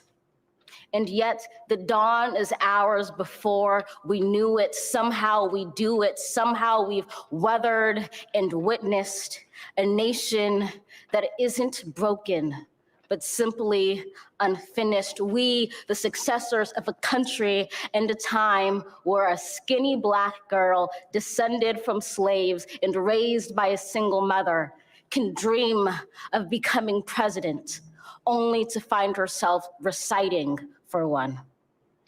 And yes, we are far from polished, far from pristine, but that doesn't mean we are striving to form a union that is perfect. We are striving to forge our union with purpose, to compose a country committed to all cultures, colors, characters, and conditions of man. And so we lift our gazes not to what stands between us, but what stands before us. We close the divide because we know to put our future first, we must first put our differences aside. We lay down our arms so we can reach out our arms to one another. We seek harm to none and harmony for all. Let the globe, if nothing else, say this is true. That even as we grieved, we grew, that even as we hurt, we hoped, that even as we tired, we tried, that we'll forever be tied together, victorious, not because we will never again know defeat, but because we will never again sow division. Scripture tells us to envision that everyone shall sit under their own vine and fig tree, and no one shall make them afraid. If we're to live up to our own time, then victory won't lie in the blade, but in all the bridges we've made. That is the promised glade, the hill we climb, if only we dare it, because being American is more than a pride we inherit. It's the past we step into and how we repair it. We've seen a force that would shatter our nation rather than share it, would destroy our country if it meant delaying democracy. And this effort very nearly succeeded. But while democracy can be periodically delayed, it can never be permanently defeated. In this truth, in this faith we trust, for while we have our eyes on the future, history has its eyes on us. This is the era of just redemption. We feared it at its inception. We did not feel prepared to be the heirs of such a terrifying hour, but within it we found the power to author a new chapter, to offer hope and laughter to ourselves. So, while once we asked, how could we possibly prevail over catastrophe? Now we assert, how could catastrophe possibly prevail over us? We will not march back to what was, but move to what shall be, a country that is bruised but whole, benevolent but bold, fierce and free. We will not be turned around or interrupted by intimidation, because we know our inaction and inertia will be the inheritance of the next generation. Our blunders become their burdens. But one thing is certain: if we merge mercy with might and might with right, then love becomes our legacy and change our children's birthright. So let us leave behind a country better than the one we were left. With every breath from my bronze-pounded chest, we will raise this wounded world into a wondrous one. We will rise from the gold-limbed hills of the West. We will rise from the wind-swept Northeast, where our forefathers first realized revolution. We will rise from the lake-rimmed cities of the Midwestern states. We will rise from the sun-baked South. We will rebuild, reconcile, and recover in every known nook of our nation, in every corner called our country. Our people, diverse and beautiful, will emerge battered and beautiful. When day comes, we step out of the shade, aflame and unafraid. The new dawn blooms as we free it. For there is always light, if only we're brave enough to see it, if only we're brave enough to be it.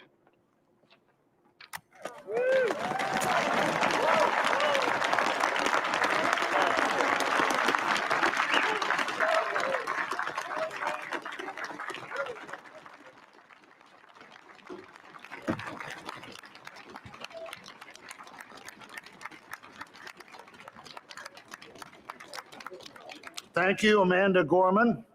Now for our benediction, I'm pleased to introduce Reverend Dr. Sylvester Beeman, the pastor of the Bethel African Methodist Episcopal Church in Wilmington, Delaware, a friend of President Biden for 30 years.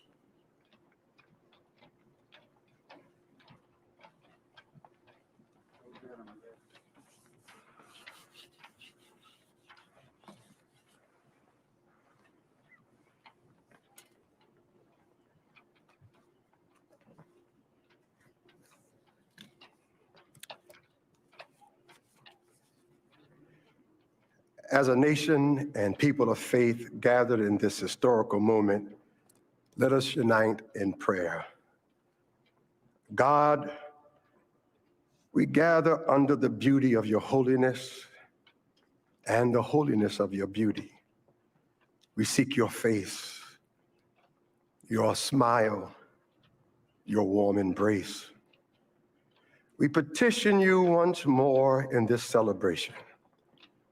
We pray for divine favor upon our President, Joseph R. Biden, and our First Lady, Dr. Jill Biden, and their family. We further ask that you would extend the same favor upon our Vice President, Kamala D. Harris, and our second gentleman, Doug Emhoff, and their family. More than ever, they and our nation need you. We need you, for in you we discover our common humanity. In our common humanity, we will seek out the wounded and bind their wounds. We will seek healing for those who are sick and diseased. We will mourn our dead. We will befriend the lonely, the least, and the left out. We will share our abundance with those who are hungry. We will do justly to the oppressed, acknowledge sin, and seek forgiveness, thus grasping reconciliation. In discovering our humanity, we will seek the good in and for all our neighbors. We will love the unlovable, remove the stigma of the so-called untouchables. We will care for our most vulnerable, our children, the elderly, emotionally challenged, and the poor. We will seek rehabilitation beyond correction. We will extend opportunity to those locked out of opportunity. We will make friends of our enemies. We will make friends of our enemies. People, your people, shall no longer raise up weapons against one another. We will rather use our resources for the national good and become a beacon of life and goodwill to the world. And neither shall we learn hatred anymore. We will lie down in peace and not make our neighbors afraid.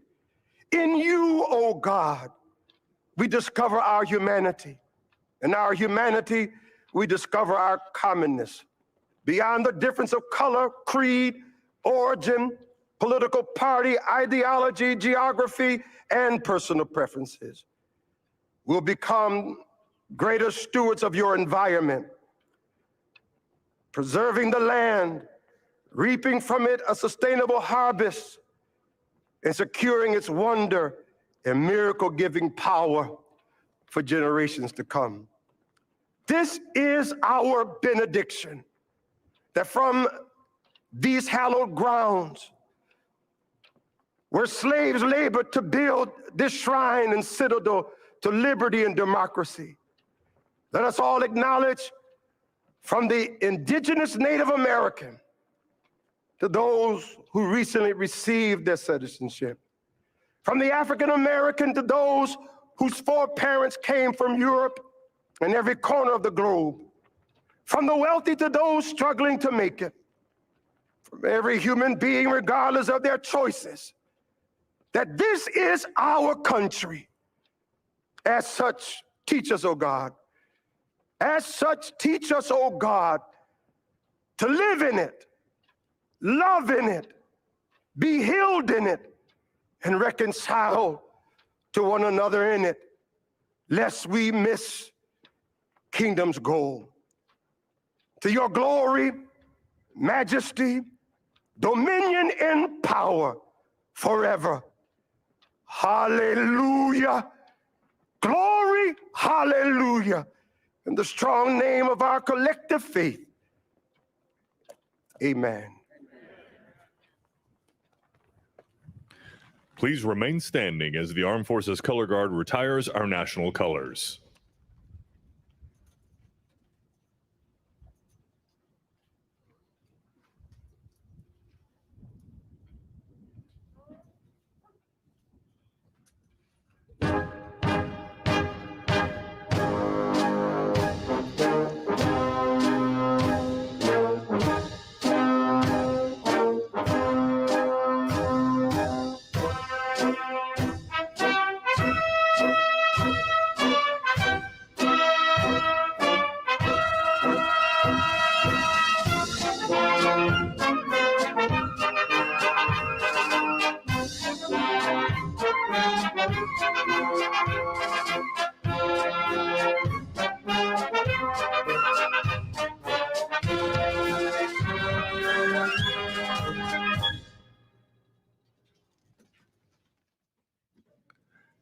Ladies and gentlemen, please be seated and remain in your seats while the President and official party depart the platform.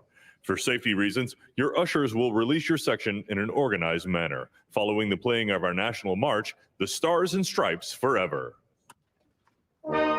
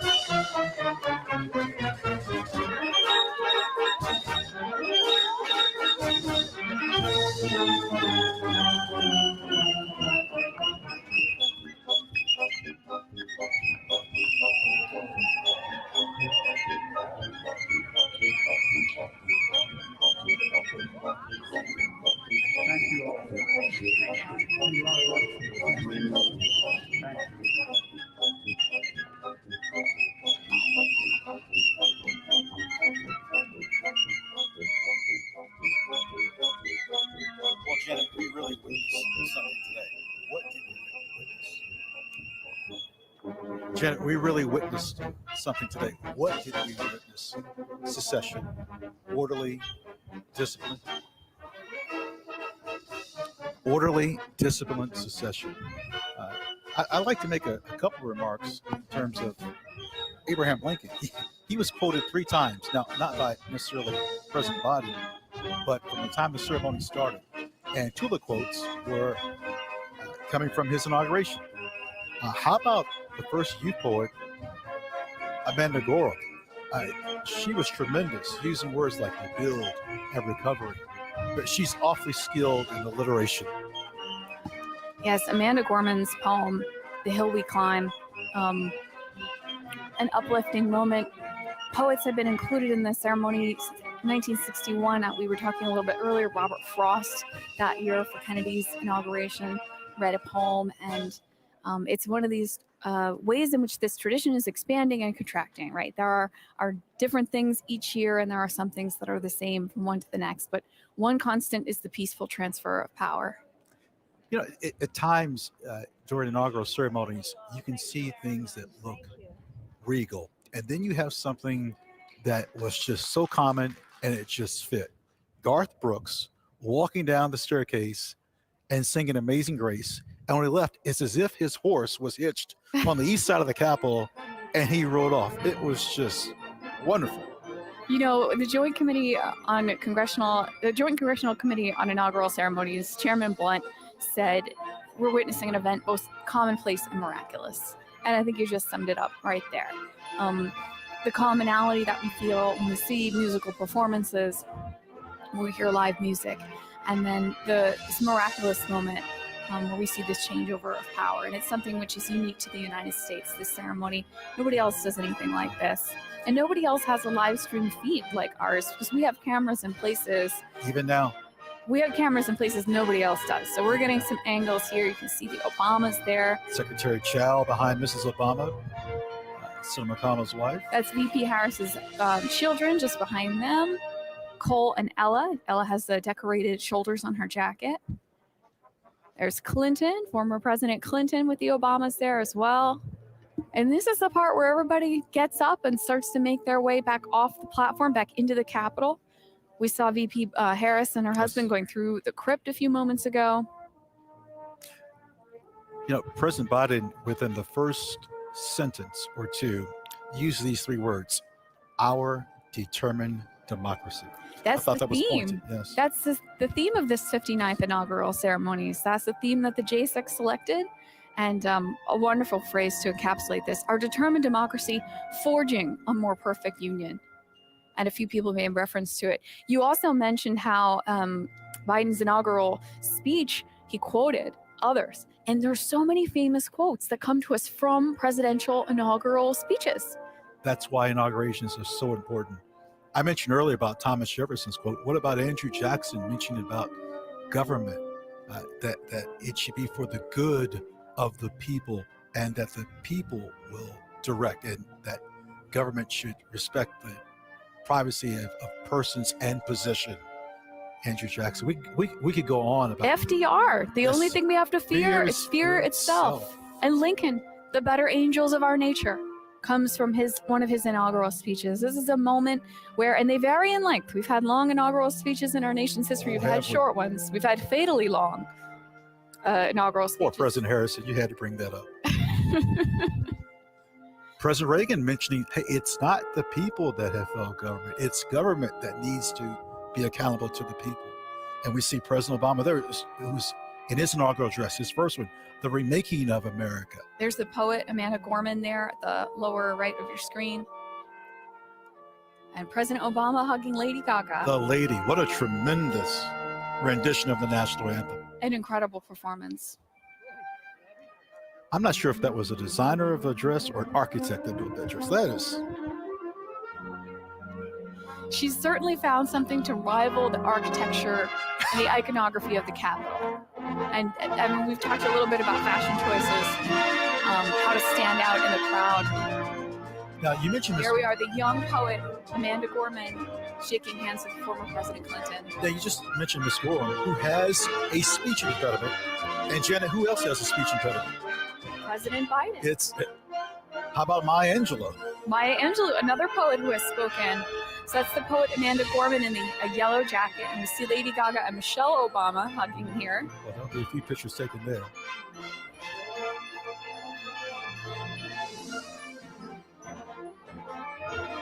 We're we go back to the East Front. East Front steps. Ladies and gentlemen, it's not over.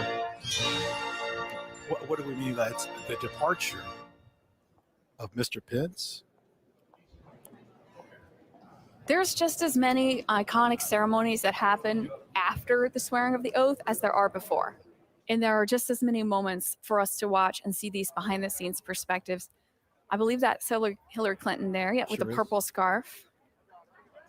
No, I've just been someone that at times when we finished our assignments, which casually work my way to these front, and there's hundreds, if there's more than a few thousand people for the departure ceremony. There's prayer that's rendered. There's pomp and circumstance. It's ceremonial. Well, again, we talked a little bit earlier about how where is the president inaugurated versus where is the president not inaugurated. And this happens here at the Capitol, the home of the legislative branch, the home of Congress. And then so this departure ceremony, this moment where our new president and vice president depart from the Capitol and into their term, really is a historic moment, and it's a crucial part of this ceremony. Now, one thing that's different this year is that traditionally there is an inaugural luncheon that's held shortly after taking of the oaths. In the old House chamber, known as Statuary Hall, well, as you said, this year because of the pandemic, we're not having it. That's the poet Amanda Gorman there in the yellow jacket again. And a beautiful view of the dome here on the west front of the Capitol. Again, those flags there representing the center one is our current flag, 50 stars for 50 states. The ones at the far ends for the 13 colonies that were in the Union in the beginning. Friends, we have a video clip for you right now. When applicable, following the swearing-in ceremonies on the west front of the U.S. Capitol, the outgoing president and First Lady leave the Capitol to begin their post-presidential lives. Traditionally, the president's departure takes place with little ceremony. In 1797, George Washington attended the inauguration of his successor, John Adams. With few exceptions, subsequent departing presidents followed Washington's example. Until the early 20th century, the departing president also usually accompanied the newly elected president on the carriage ride from the Capitol to the White House following the inauguration. In the early 20th century, a new tradition evolved whereby the outgoing president quietly left the Capitol immediately following the swearing-in ceremony. In 1909, after congratulating President Howard Taft, former President Theodore Roosevelt left the Capitol for Union Station, where he took a train to his home in New York. Outgoing Presidents Coolidge and Hoover also left the Capitol for Union Station, where they traveled home by train. Outgoing Presidents Truman, Eisenhower, and Johnson left the Capitol by car. In recent years, the newly installed president and vice president have escorted their predecessors out of the Capitol after the swearing-in ceremony. The members of the JSIC gather on the stairs on the east front of the Capitol building and watch as the new vice president escorts the outgoing vice president and his spouse out of the Capitol through a military cordon. Then, the new president escorts the outgoing president and his spouse through the military cordon. Since Gerald Ford's departure in 1977, the former president and First Lady have left the Capitol grounds by helicopter, weather permitting.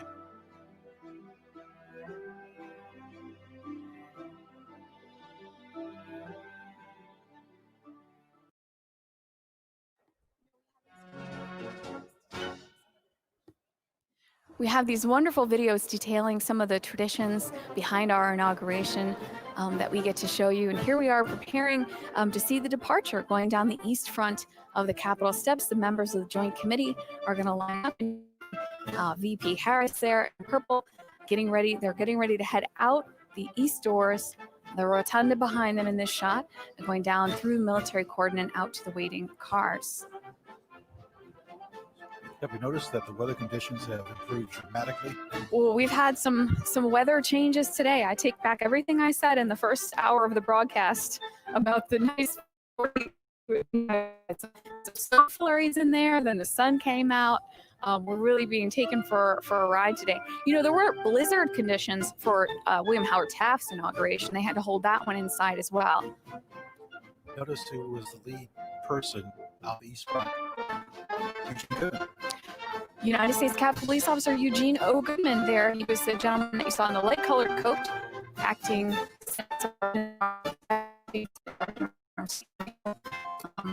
Harrison, Emhoff, and Ms. Harris going down the steps here. The east front step going through the military cordon and taking a moment on the east front step together. This has to be a pointed moment, particularly the Pences. We don't know what the future holds for them, but you know, Al Gore was my college graduation speaker, and that moment that I took for him was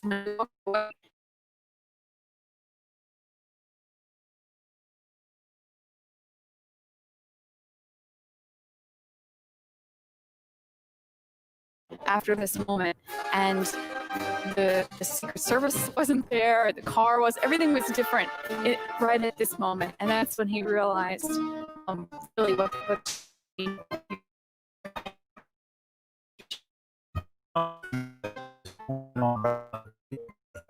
staff.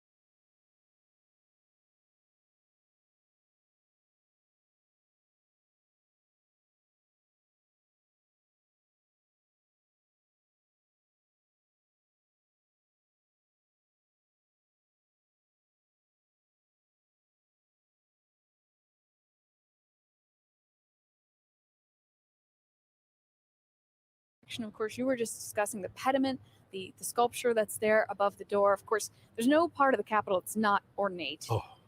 And there is no back of the Capitol. There's an east front and there's a west front. True. And I think maybe we need to emphasize that today. So here, everything's happening on both fronts of the Capitol today. Here on the east front, we saw arrivals coming in earlier. We've got departures, the pass and review coming up. And as for the actual swearing in, over on the west front side. All three branches of government. Oh, This is shot inside the president's love room, the folks. press room. Friends, look at these beautiful floors. These are English Minton tiles from Minton tiles. Stoke-upon-Trent in England. They're $2.03 per tile. And what you're seeing, I love this camera view, is President Washington's cabinet. It looks like Henry Knox, Secretary of War, in the corner there. I don't know if I can emphasize enough how unique this opportunity is for us to see this. I worked at the Capitol now for 12 years, and I've seen the inside of this room maybe half a dozen times. Ladies and gentlemen, stand by for a video on the signing ceremony. You want to see this. The first official actions taken by the newly sworn President of the United States occur in the President's room just off the Senate chamber in the U.S. Capitol. After the departure of the former President and First Lady, the new President gathers there with aides and members of Congress to sign nominations and sometimes memorandums, proclamations, or executive orders. This tradition began in 1981 with President Ronald Reagan. Prior to that time, nominations were often submitted to the Senate on Inauguration Day without ceremony.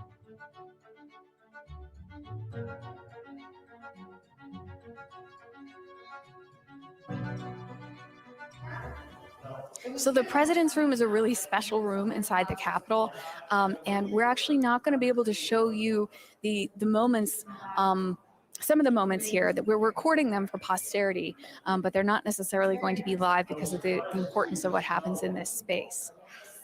You mentioned importance. In 1964, Dr. Martin Luther King Jr., along with President Lyndon Baines. Janet, you mentioned the importance of this room. In 1964, Dr. Martin Luther King Jr. and President Lyndon Baines Johnson signed the Voting Rights Act. A little story with this. Quite a few years ago, there's a person that comes to me, and she wants to bring her daughter to see a video of the visitor center. And so she says, I just want to see that. I said, well, that's fine. And little did I know at that time when she left, and she says, I'm Lenny Bird. It's President Johnson's daughter who wants her granddaughter to see her father in the video. It was such a moving moment for me. So we're coming up on the signing ceremony here today, folks, and we have some video about that. While the tradition of an inaugural luncheon dates back as far as 1897, when the Senate Committee on Arrangements gave a luncheon for President McKinley and several other guests at the Capitol, it did not begin in its current form until 1953. That year, President Dwight D. Eisenhower, Mrs. Eisenhower, and 50 other guests of the JASIC dined on cream chicken, baked ham, and potato puffs in the now restored Old Senate Chamber. From the mid-19th century to the early 20th century, presidents left the Capitol after the swearing-in ceremonies and traveled to the White House for a luncheon prepared by the outgoing president and First Lady. In 1949, Secretary of the Senate Leslie Biffle hosted a small lunch for President Truman in his Capitol reception room. They dined on South Carolina turkey, Smithfield ham, potato salad, and pumpkin pie. In 1953, the JASIC began its current tradition of hosting a luncheon for the president, vice president, and their spouses, Senate leaders, the JASIC members, and other invited guests. At the inaugural luncheon in 1981, newly sworn-in President Ronald Reagan announced the release of 52 American citizens who had been held hostage in Iran for 444 days. Traditionally, the luncheon often features cuisine reflecting the home states of the new president and vice president or the JASIC chairman, as well as the theme of the inauguration. The program includes speeches, gift presentations from the JASIC, and toasts to the new administration.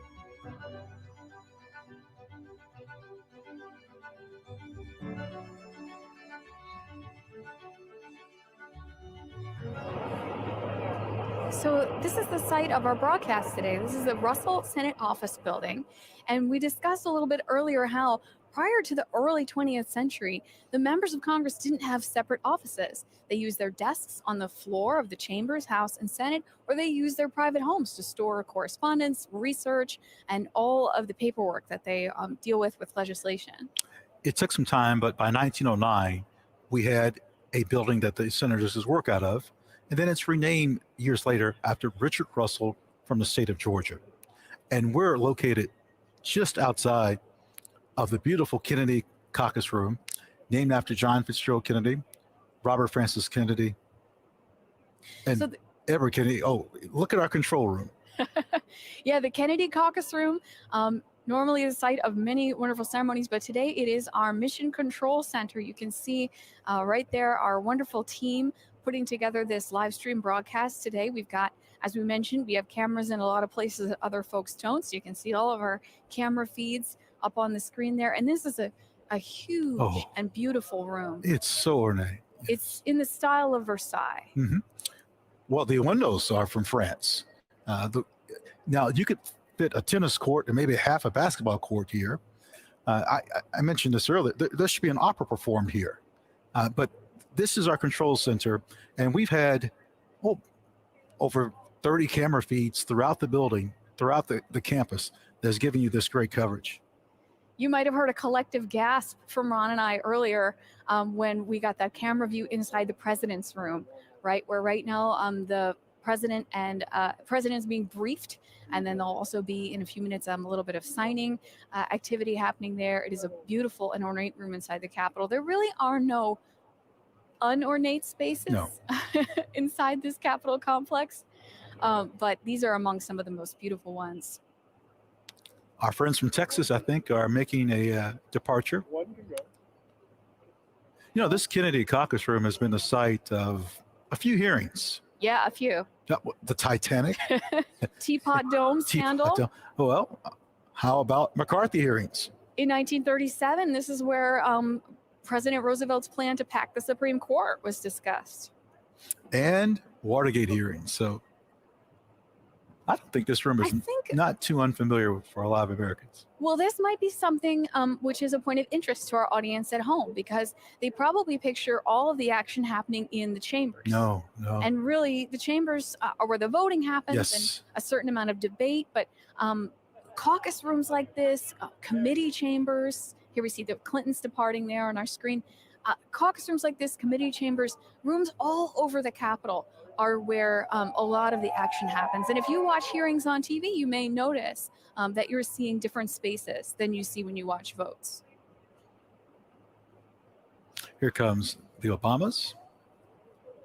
We're watching these departures on the East Front as we're coming to you from a separate building over in the Russell Senate Office Building. You know, this building is made intentionally to be fireproof. You know what's ironic, Janet? This building is so old, yet when they built the new buildings, such as the Hart Building, the members didn't want to go to the technology building. Everyone likes everything old. Think about this. I mean, where do they have inaugural luncheons for the president? Old statuary hall, old House chamber. Where were they before?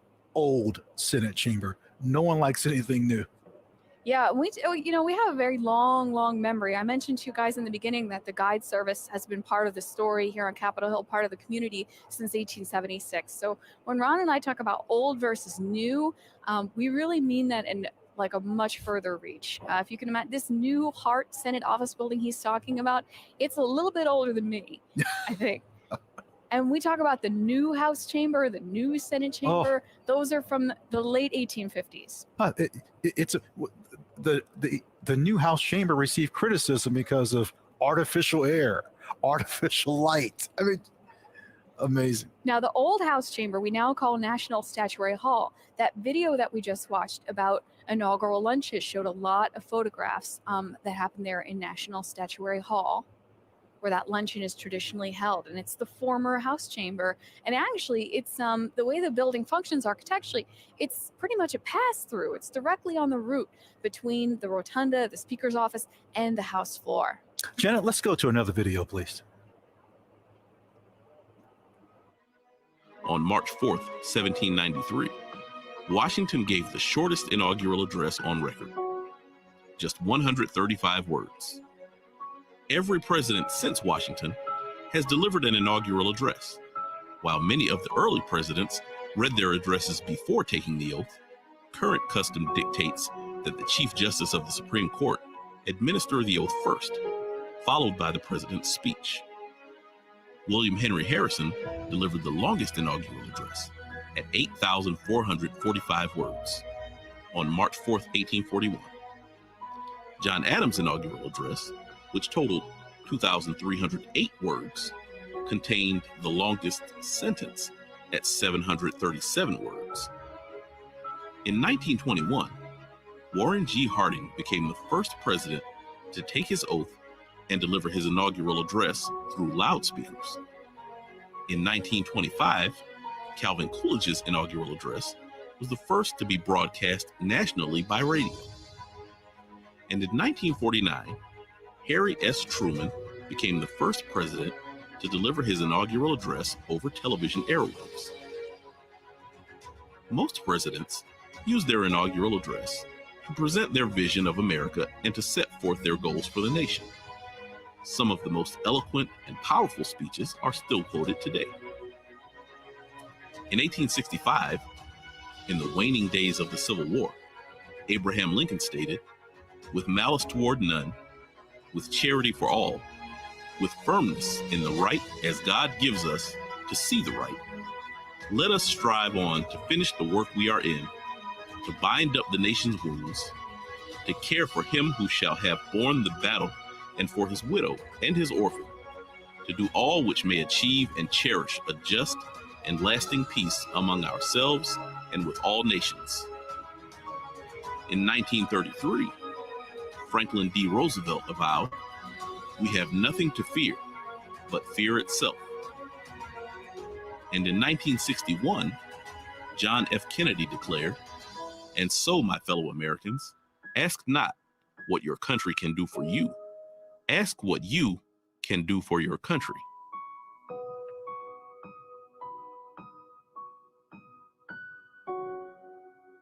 Not only does this JSEC live stream have cameras in places no one else does to give us behind the scenes views, we also have cameras placed in some of the historic spaces so that Capitol tour guides like Ron and myself can give you almost kind of like a virtual tour of the Capitol. So here we are looking down at the rotunda. This rotunda floor is about 7,200 square feet, and the angle is giving you a view of a painting. Now, it's called a frieze, and the style is trompe l'oeil. Yes, I don't speak French well.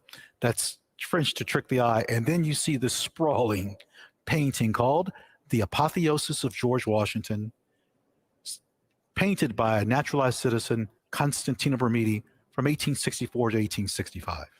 So if you can imagine this, folks, this is 180 feet above your head. From this angle, it's like you're standing on the floor of the rotunda, except we've got this X-ray vision where we can zoom in and really look at the fresco on the ceiling. Now, fresco means fresh in Italian, and it's painted on wet plaster. This is done actually in place. Well, what we're zooming in on is Mercury. There are Roman, or you can use Greek, classical figures that all teach an American story. And friends, I want you to look at the bag of money Mercury is handing Robert Morris. Now look above Mr. Morris's silver hair, and in between the next gentleman's head, Ed, Janet, can you see a silhouette of another head? Yes, and this is something that we can't point out on tour standing on the floor of the rotunda because you'd never be able to see it. So I'm growing hair doing this. This scene was actually dated 1865 by the artist Constantino Bermidi. The gentleman in the black suit, Robert Morris, the financier of the American Revolution. He was called richest in the Revolution. He personally bankrolled a lot of the shoes and weapons and uniforms for George Washington soldiers. And so he's depicted in this scene with Mercury. This is a scene about commerce. Right there between those two gentlemen, there was a third face. If you look between the guy in the black suit and the guy in the brown suit there was briefly painted the face of a gentleman named Montgomery Meigs, was a captain in the Army Corps of Engineers, and he essentially was in charge of the construction of the expansion of the Capitol dome. We've talked a couple of times about how there was an old wooden dome on the Capitol, and then it was pulled off and replaced with 9 million pounds of cast iron. Just a guess, when Abraham Lincoln was inaugurated, Bermidi probably didn't paint that day. Just a guess. Constantino Bermidi, you mentioned, he spent 11 months on the scaffolding working on this fresco on the ceiling of the rotunda. And based on the camera views that we have here on this wonderful live stream sponsored by the JSIC, the official hosts of today's inauguration, we can really zoom in and look at it. Again, this is called the Apotheosis of Washington. Washington is one of the stars, this painting, although there's a lot of people in it. Yes, to the right of Mercury is Neptune, and he's with the transatlantic cable. As the artist is painting the apotheosis, they're physically constructing the transatlantic cable. By the rainbow is Minerva, representing science, talking to Benjamin Franklin, Samuel Morse, and Robert Fulton. And if you can see at the top right at this point, we're going to rotate around so you guys can see these scenes around the edge. Coming to actually the bottom of your screen right now, you can see Neptune there with his trident, right? And wrapped around that scene with him, they're holding onto this thick black line, the transatlantic cable, which was being dragged across the bottom of the Atlantic while this fresco is being painted, while Bermidi, Constantino Bermidi, naturalized citizen, an Italian-American, an immigrant to this nation, painting this fresco on the ceiling of the rotunda. Bellona, the Roman goddess of war, Well, first armor, we got freedom. science right there at the bottom, crossing over the bottom, science, Minerva down there. If you all can see, there's a rainbow coming down. See that stripe coming toward the edge? Right where that rainbow comes down is another guy in a black suit there who we may recognize. And folks at home, if you don't recognize Benjamin Franklin when you see him, it's about to get a lot more obscure than that. There's a statue of Benjamin Franklin here by Hiram Powers, sculpted in 1863. Please note that rainbow, you couldn't see it well in the 1950s and 60s because of such dirt and debris. And yes, soot. this painting was restored. And there's actually, if you look toward the center of the image, there's a ring of figures. And one edge of it is a little bit flattened. Right in the middle of that side, George Washington there with a pinkish lavender robe draped across his lap. And he's seated on a rainbow. You know, all the figures that we see in the apotheosis are also depicted throughout the Capitol complex in some manner, on a wall, a medallion. What is in the rotunda is often re-emphasized throughout the building. That's right. These artworks depict allegorical figures, people representing concepts like liberty and freedom, but they also represent real people. And so now we're looking at another fresco. This, again, is a painting on plaster, and this is called The Frieze of American History. This is a narrative wrapping around the rotunda. Started by Constantino Bermidi in 1878. Now, we're at the area, you can see like a box or a desk and someone kneeling. That's about the general area in which he stopped. He had a little mishap. Constantino Bermidi, our artist of the Capitol, was up here on the scaffolding painting this fresco around the rotunda, and it will be just kind of off to the right, actually. This fresco goes chronologically to the right. There we go. And so right here, this scene, there's kind of a box on the ground in it, right? This is a moment of transition. So what we got here is a moment where another artist takes over. His name, Filippo Constantini. Now, friends, there's a person in the middle. It's like he's wearing knickers. For you golfers, as if he was Payne Stewart, bless his soul. And maybe you can see that the left shoe, or sandal, if you will, looks different than the right. If you can't, look at the three indigenous people. See, they're painted a little larger and what? A different color. That marks where the second artist takes charge, Filippo Constantini. And he paints scenes that Bermidi had etched, but things don't exactly go quite according to plan. Yeah, this is something that,